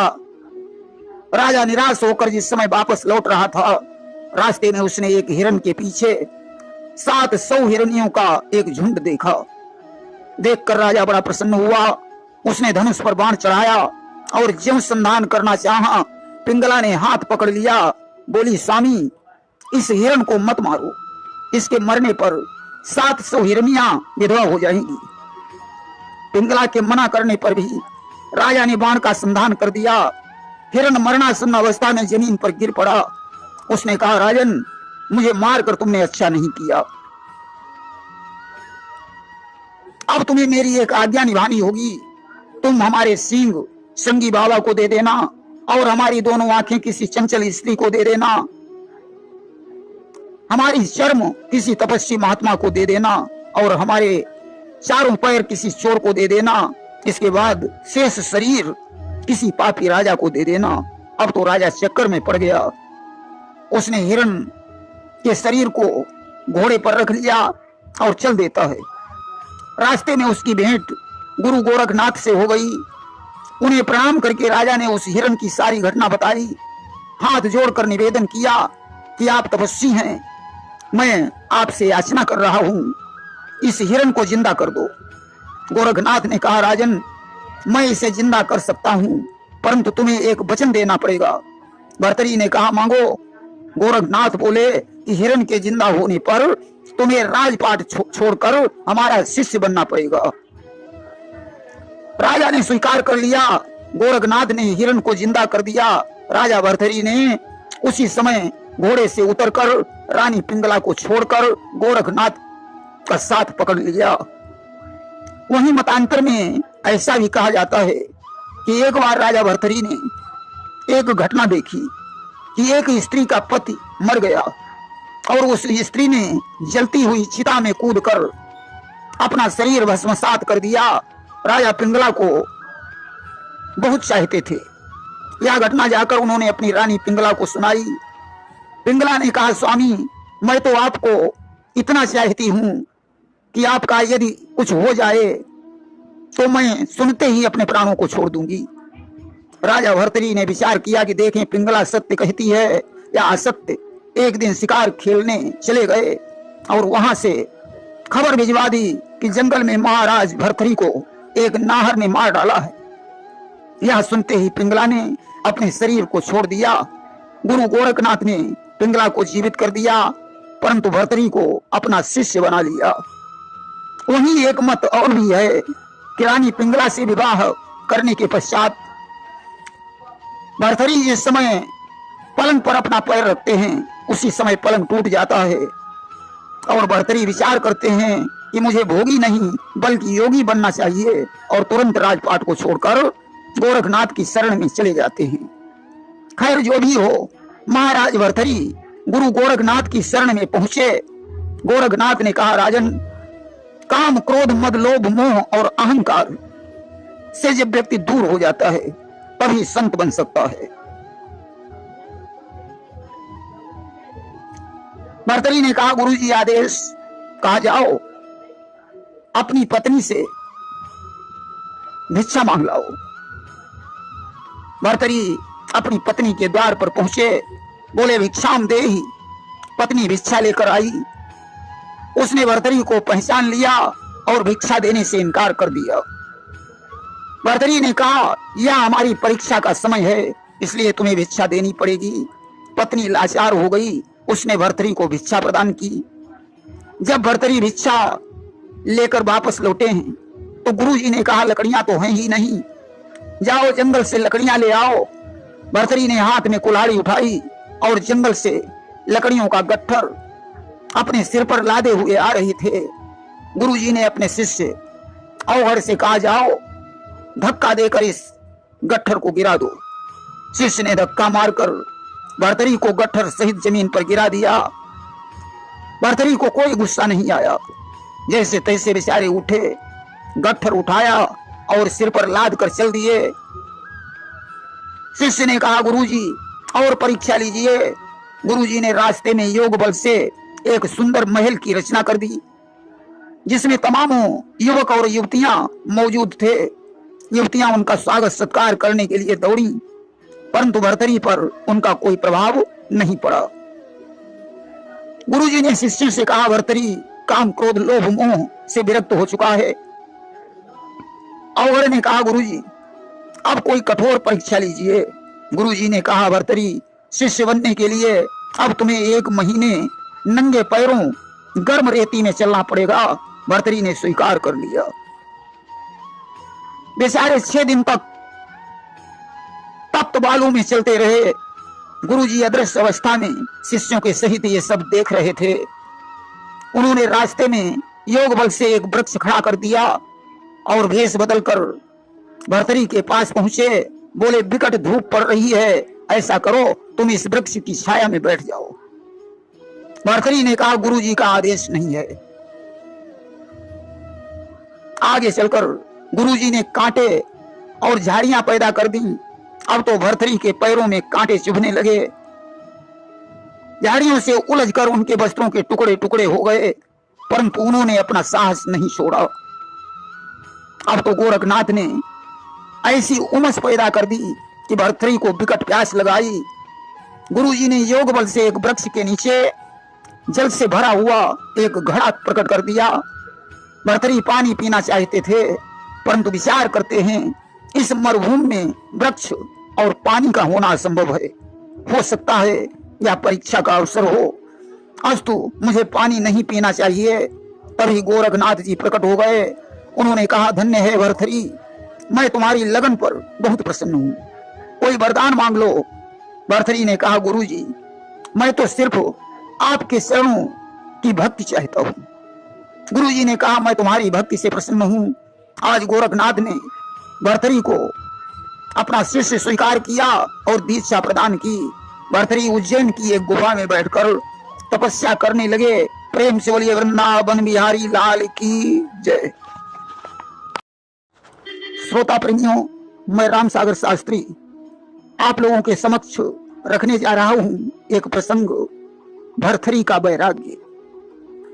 कि उज्जैन नगर में किसी समय नपु चंद्रसेन का शासन था, रहती थी प्रजा प्रसन्न सदा, ऐसा सुंदर संचालन था। देखिए, उज्जैन नगर में महाराज चंद्रसेन का शासन था। उनके शासन काल में प्रजा बड़ी प्रसन्न थी। महाराज चंद्रसेन की रानी का नाम रूप देवी था, जो तन धन से अपने पति की सेवा करती थी। कि पटरानी का पद पाकर भी पति पर बलिहारी जाती थी, वह फूलों की सही या वाली सेवा में समय लगाती थी। रानी के 2 पुत्र और 1 कन्या थी, जिसमें कन्या मैनावती का विवाह राजा ने धौलागढ़ के राजा पद्मसेन के साथ कर दिया, जिससे गोपी चंद का जन्म हुआ था। राजा चंद्रसेन के बड़े पुत्र का नाम भर्तृहरि और छोटे पुत्र का नाम विक्रमादित्य था। धीरे धीरे दोनों पुत्र बड़े हो गए। राजा ने भर्तृहरि का विवाह सिंघल द्वीप की राजकुमारी पिंगला से कर दिया। कुछ दिनों के बाद राजा के हृदय में वैराग्य उत्पन्न हो गया। उसने भर्तृहरि को राज्य दे दिया और जंगल में तपस्या करने चला गया। वैराग्य सताया राजा को, घर बार छोड़ प्रस्थान किया, सब छोड़ राजपद की ममता, हरि के चरणों का ध्यान किया। अब भर्तृहरि उज्जैन का राजकाज देखने लगे। भर्तृहरि बड़े धर्मनिष्ठ ज्ञानी और भगवान शंकर के परम भक्त थे, परंतु उनकी रानी पिंगला बड़ी कुटिल हृदय वाली, अत्यंत रूपवती और उल्टा स्त्री थी। कहा जाता है, सुंदरता तभी शोभा देती है जब उसके गुण भी सुंदर हो। जैसे कोई फूल देखने में बड़ा सुंदर हो, परंतु उसमें सुगंध न हो, तो उसके सुंदर होने से क्या फायदा है। इसीलिए शरीर की सुंदरता से गुणों की सुंदरता अधिक महत्व रखती है। कि उसके शरीर की शोभा से रति प्रभा मंद पड़ जाती थी, उसके उजले मुख की आभा बिजली का मान घटाती थी। पिंगला बड़ी सुंदर थी। राजा भर्तृहरि पिंगला को बहुत चाहते थे। गोस्वामी बाबा तुलसीदास जी ने सत्य ही लिखा है कि राखी नारी यद्यपि उर्माही, तो युवती शास्त्र भूप बस नाही। स्त्री को भले ही अपने हृदय में स्थान दे दिया जाए, परंतु युवती, शास्त्र और राजा ये किसी के बस में नहीं होते हैं। और भी लिखा कि भ्राता पिता पुत्र उर्गारी, अपुरुष मनोहर निरखई नारी।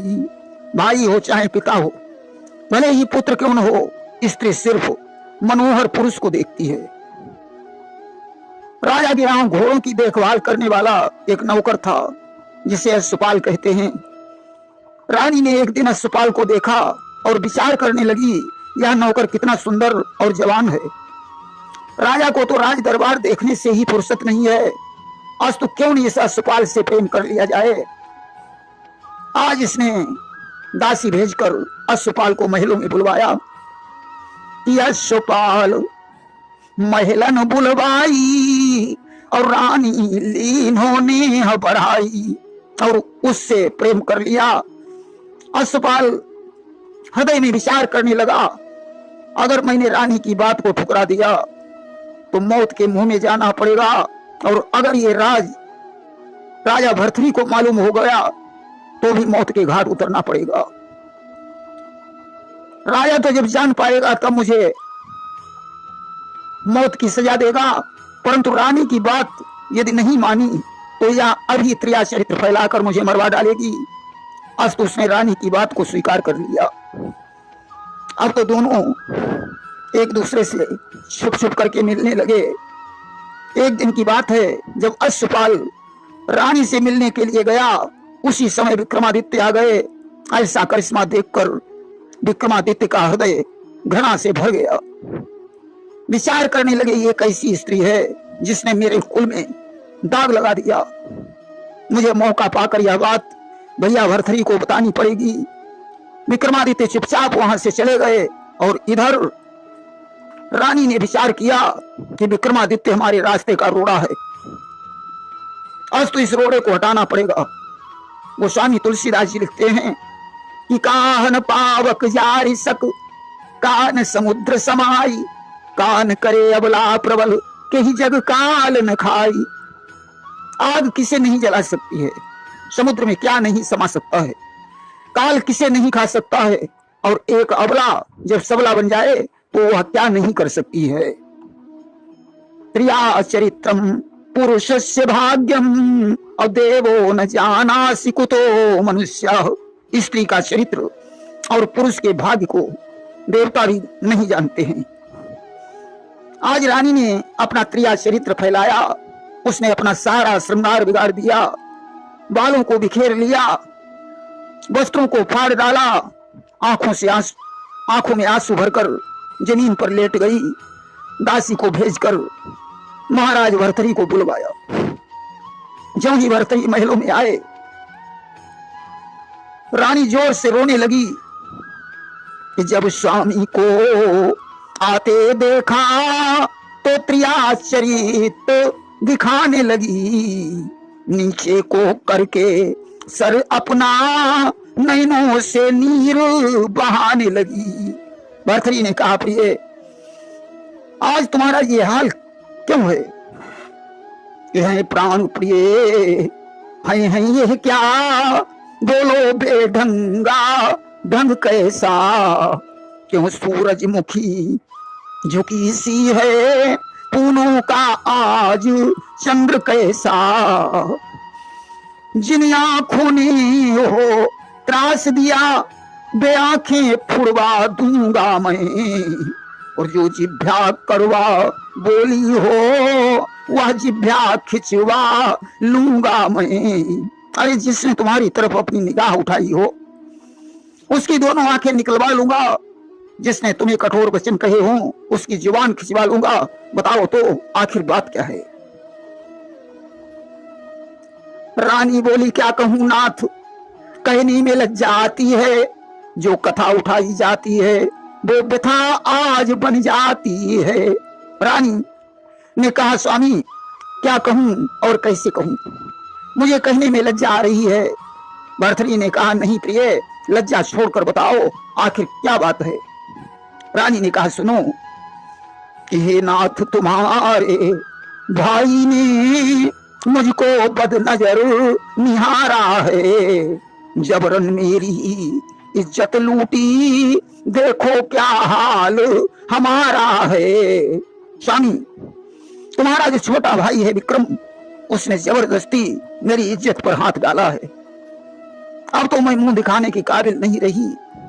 भरथरी कहने लगे, प्रिय विक्रम हमारा छोटा भाई है, तुम उसकी भौजाई हो, वह तुम्हें माता की नजर से देखता है, ऐसा कदापि नहीं हो सकता।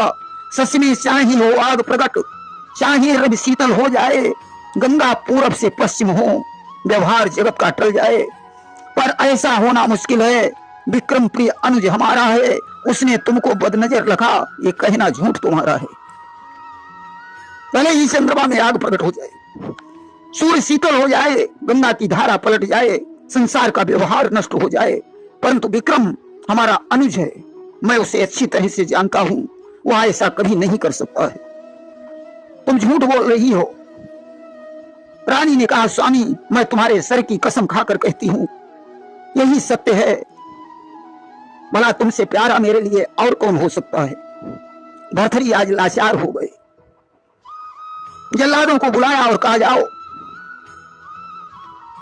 विक्रम को जंगल में ले जाकर कत्ल कर दो और इसकी दोनों आंखें निकाल कर रानी पिंगला को दे देना। आज विक्रमादित्य को दरबार में बुलाया और जल्लादों से कहा कि ले जाओ जला दो इसको, जंगल में जाकर कत्ल करो, आंखें निकाल कर ले आना, मेरी आज्ञा पर अमल करो। विक्रमादित्य ने कहा भैया बिना सोचे समझे तुमने इतना बड़ा फैसला ले लिया कि हे भाई मुझको बतलाओ यह कैसा भाईचारा है।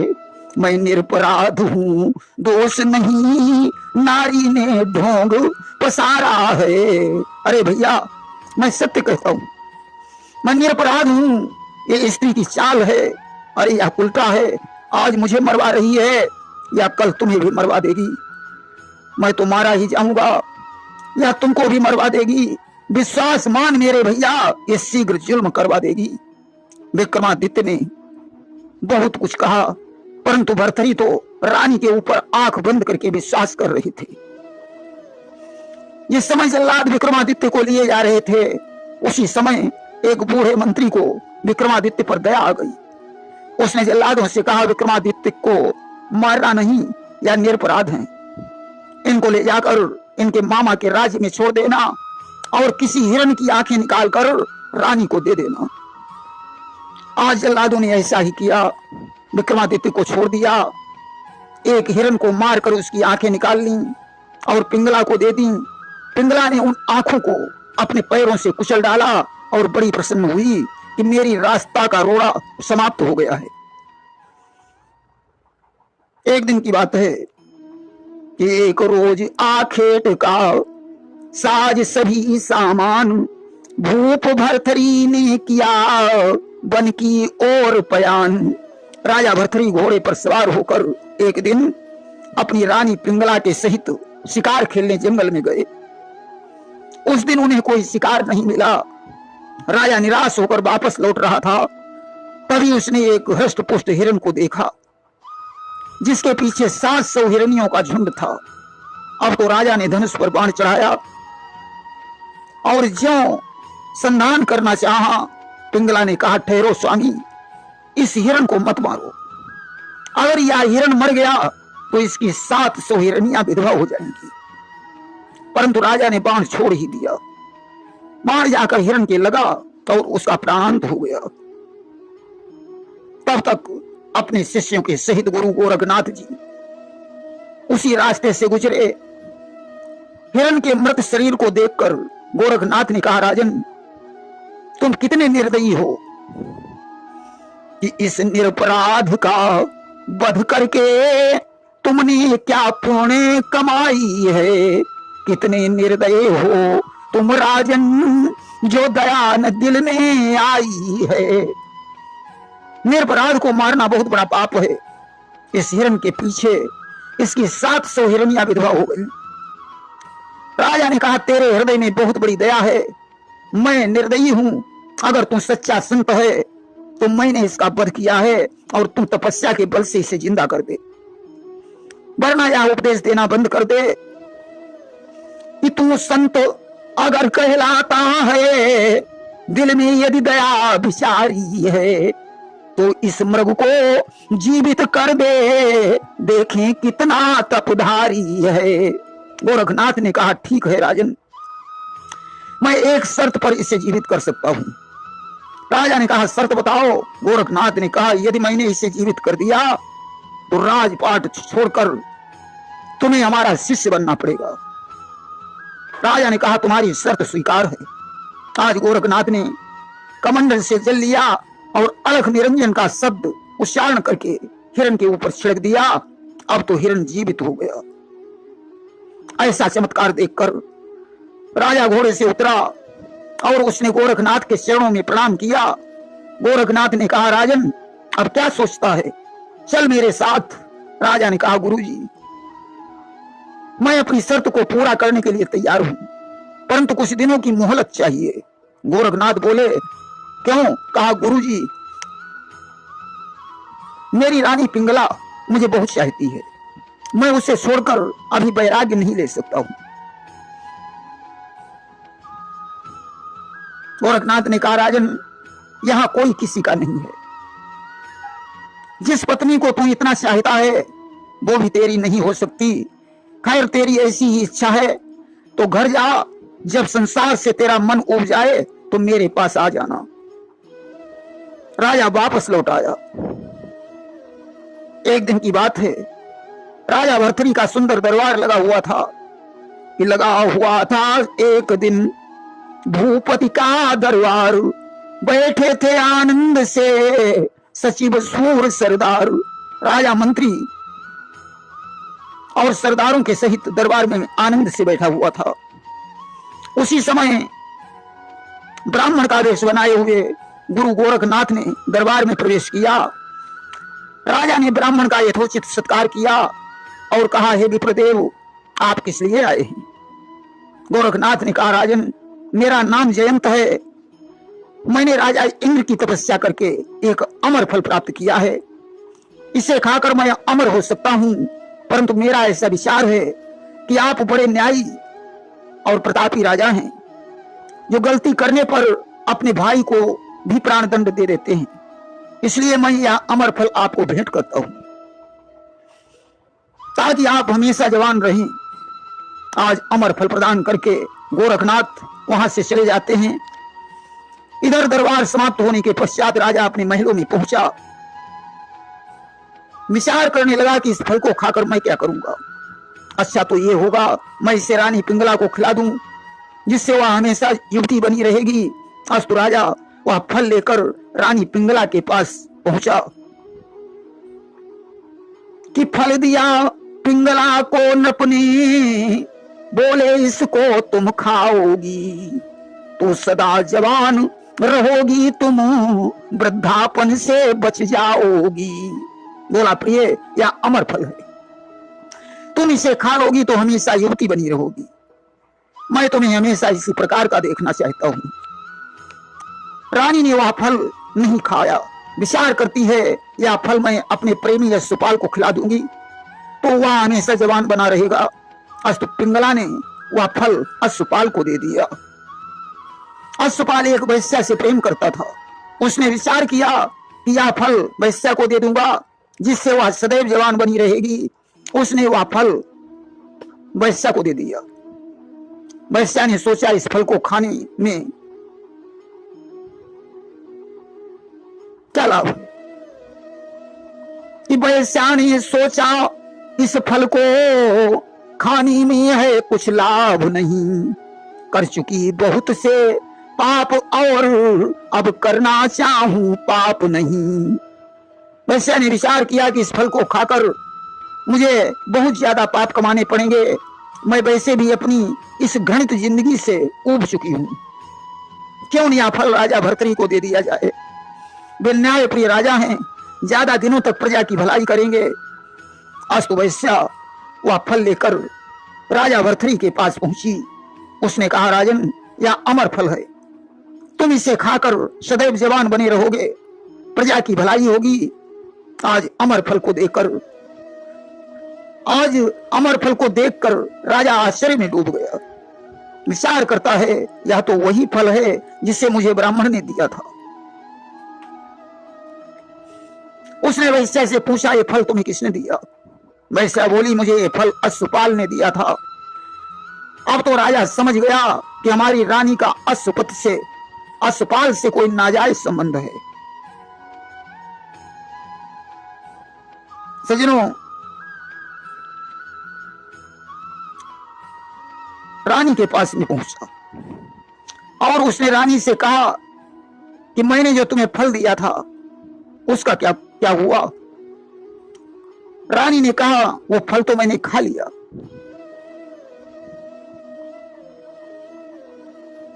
राजा ने कहा, तो फल ये मेरे पास कहां से आया? आज फल को देखकर पिंगला आश्चर्य में डूब गई। राजा ने अश्वपाल को दरबार में बुलाया और पूछा, तुम्हें फल किसने दिया था? आज अश्वपाल का शरीर थरथराने लगा। अश्वपाल कंपित हुआ, सुन राजा के वचन, तन कंपित होने लगा, झुके शर्म से नयन। आज शर्म से अश्वपाल की आंखें झुक गईं। उसने कहा, राजन, मुझे ये फल महारानी जी ने दिया था। राजा ने रानी से कहा, सुन लिया तुमने? अरे मैंने तुम्हें क्या समझा था और तुम क्या निकली? मैंने तुम्हारे ऊपर कितना विश्वास किया था और तुमने मुझे कितना बड़ा धोखा दिया। तुम्हारे पीछे मैंने अपने सगे भाई का कत्ल करवा दिया। हाय, मैं कितना बड़ा हत्यारा हूं। आज भर्तृ विक्रमादित्य को याद करके विलाप करने लगे। शाही पोशाक उतार कर योगी आवेश धारण कर लिया। राजमहल को ठोकर मारकर गुरु गोरखनाथ की शरण में चले गए। इधर सज्जनों, सिंहासन सोना देखकर महामंत्री ने विक्रमादित्य को बुलवाकर सिंहासन पर बैठा दिया। विक्रमादित्य ने अश्वपाल को अपने राज्य से निकाल दिया। रानी पिंगला के लिए एक अलग दूसरा महल बनवा दिया और उसकी देखभाल करते रहे। प्रेम से बोलिए वृंदावन बिहारी लाल की जय। श्रोता प्रेमियों, मैं राम सागर शास्त्री आप लोगों के समक्ष एक प्रसंग रखने जा रहा हूं। अशोक पुत्र कुणाल की कथा। देखिए, चक्रवर्ती सम्राट अशोक का नाम सभी लोगों ने सुना होगा। अशोक मौर्य वंशी थे। इन्होंने बौद्ध धर्म का संरक्षण किया। इनके पिता का नाम बिंदुसार था। बिंदुसार ने 16 विवाह किए थे और जिनके द्वारा 101 पुत्र पैदा हुए। अशोक बिंदुसार की पत्नी सुभद्रांगी के गर्भ से उत्पन्न हुए थे। पाटलिपुत्र यानी पटना में अशोक की राजधानी थी। अशोक की 4 पत्नियां बताई गई हैं। महारानी देवी, पद्मावती, तिस्रक्षिता और करुबकी, जिनमें पद्मावती के गर्भ से कुणाल नामक पुत्र ने जन्म लिया था, जिसका विवाह कंचना के साथ हुआ था। आइए अब हम आपको प्रसंग की तरफ ले चलते हैं कि है प्रसिद्ध संसार में सुंदर पटना देश, नृप अशोक अतिशय बली, थे विख्यात नरेश। पटना में सम्राट अशोक का शासन था। उनकी पत्नी का नाम पद्मावती था कि प्रिया थी उनकी अति प्यारी, सुंदर पद्मावती अंधेरे घर की उजियारी। पद्मावती बड़ी सुंदर थी। कालांतर में पद्मावती ने एक पुत्र को जन्म दिया कि पुत्र था एक जिसने जाया, जग में हुआ प्रसिद्ध नाम कुणाल जिसने पाया। पद्मावती ने जिस पुत्र को जन्म दिया था वह आगे चलकर कुणाल के नाम से प्रसिद्ध हुआ कि 5 वर्ष का हुआ पुत्र तब विपदा है छाई, बेटे को गई छोड़ मातु तब स्वर्गलोक धाई। कुणाल जब 5 वर्ष का हुआ तभी उसकी माता पद्मावती का देहांत हो गया और पिता ने पाला है उसको, समय जात नहीं देर जरा भी लगती है भक्तों। अशोक ने उस बच्चे की देखभाल की। समय चक्र आगे बढ़ा। कुणाल विवाह के योग्य हो गया कि पिता ने शादी रचवाई, सुंदर ज्ञान निधान कंचना नारी है आई। अशोक ने आज कुणाल का विवाह कर दिया। सुंदर, सुशील, गुणवती और विदुषी बहू घर में आ गई जिसका नाम कंचना था। अशोक को बिना पत्नी के जीना मुश्किल दिखाई पड़ा, इसलिए उन्होंने अपना दूसरा विवाह तिस्रक्षिता के साथ कर लिया कि नासाद महल में 2 बार जम गया समा, फिर शादी का खिंच गया मनो बर्बादी में, फिर से नक्शा आबादी का। सजनों, मानसकार गोस्वामी बाबा तुलसीदास जी ने एक चौपाई लिखी है कि भ्राता पिता पुत्र उर्गारी और रूप मनोहर निरखई नारी। स्त्री सिर्फ मनोहर रूप देखती है। सजनों, संयोग की बात है, एक दिन कुणाल अपनी मौसी तिस्रक्षिता के यहाँ पहुंच गया। तिस्रक्षिता ने कुणाल को देखा। आज स्वरूप को देखकर मोहित हो गई। कि जासु स्वरूप लख्यो सुकुमारी, अचुभी सूल सम सुरति करारी। तिसरक्षिता ने कहा, मुझे मौसी कहकर शर्मिंदा न करो, मेरी जगह तो तुम्हारे शरणों में होनी चाहिए। उसने कुणाल का हाथ पकड़कर अपने गले में डाल लिया। कुणाल अपना हाथ छुड़ाकर वहां से भाग गया। नगर छोड़कर तक्षशिला पर रहने लगा। शत्रुओं को मौका मिल गया, उन्होंने तक्षशिला पर आक्रमण कर दिया। कुणाल की विजय हुई।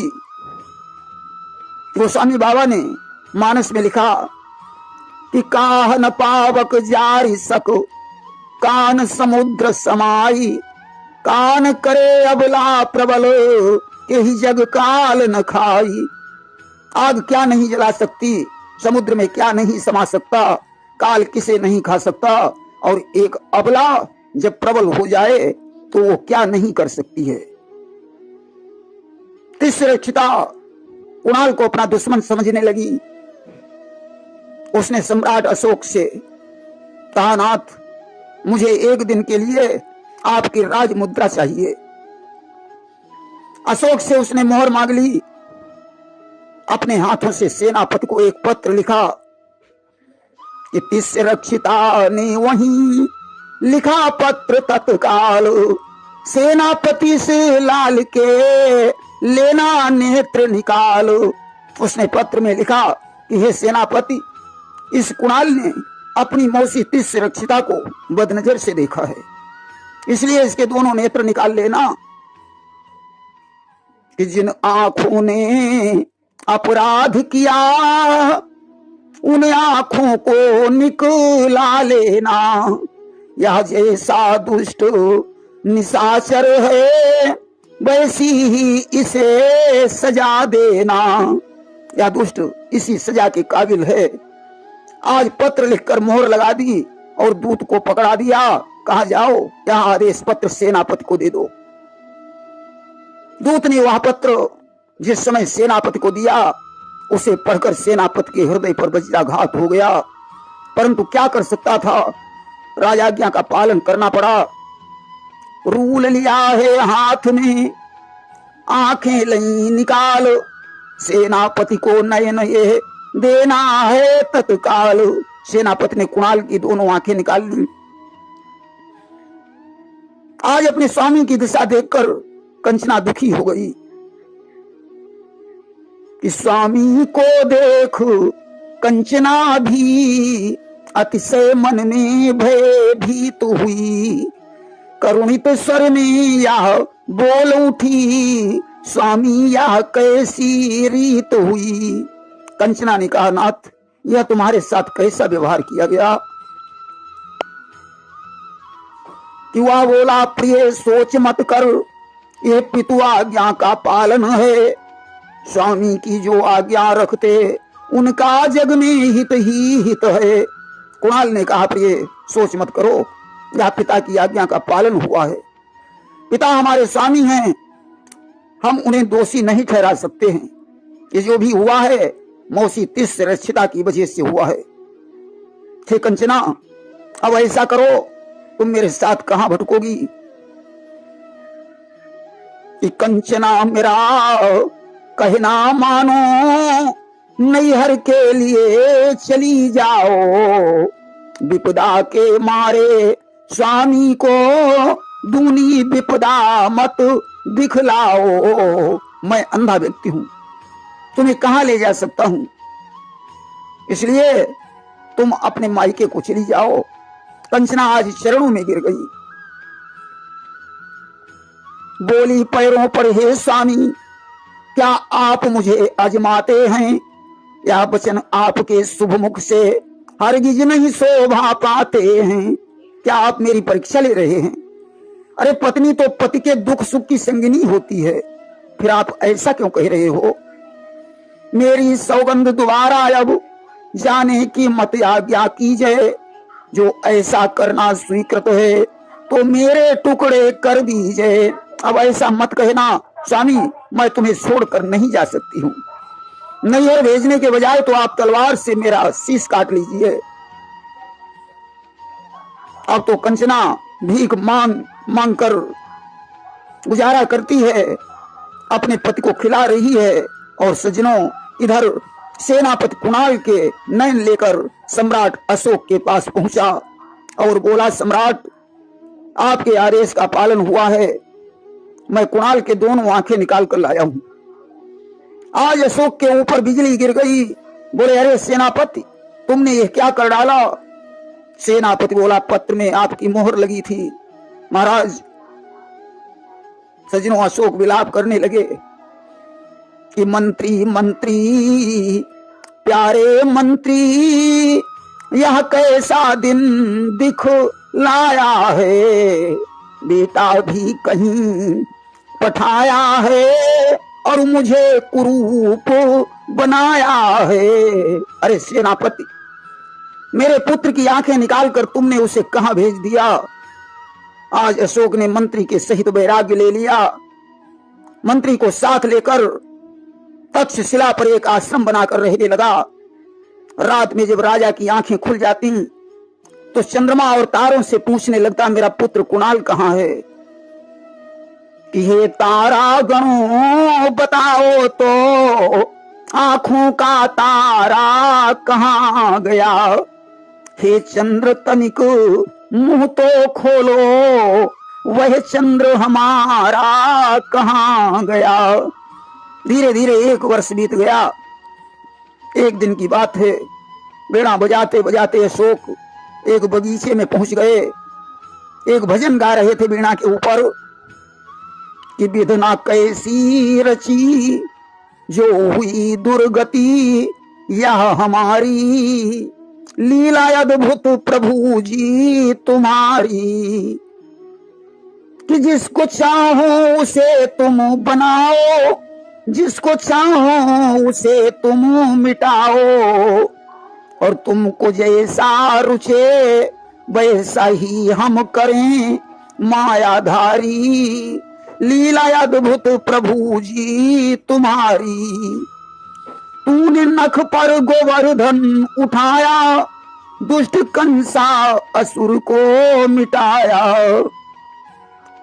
तूने नख पर गोवर्धन उठाया, दुष्ट कंसा असुर को मिटाया। है सहारा तेरा अब तू सोबे कहां, अय बिहारी। लीला अद्भुत प्रभु जी तुम्हारी। यह आवाज जैसे ही कुणाल के कानों में पड़ी, दौड़कर आया और पिता के चरणों में गिर गया। कि सुत कुणाल को देख पिता अति दुखी हुए भारी।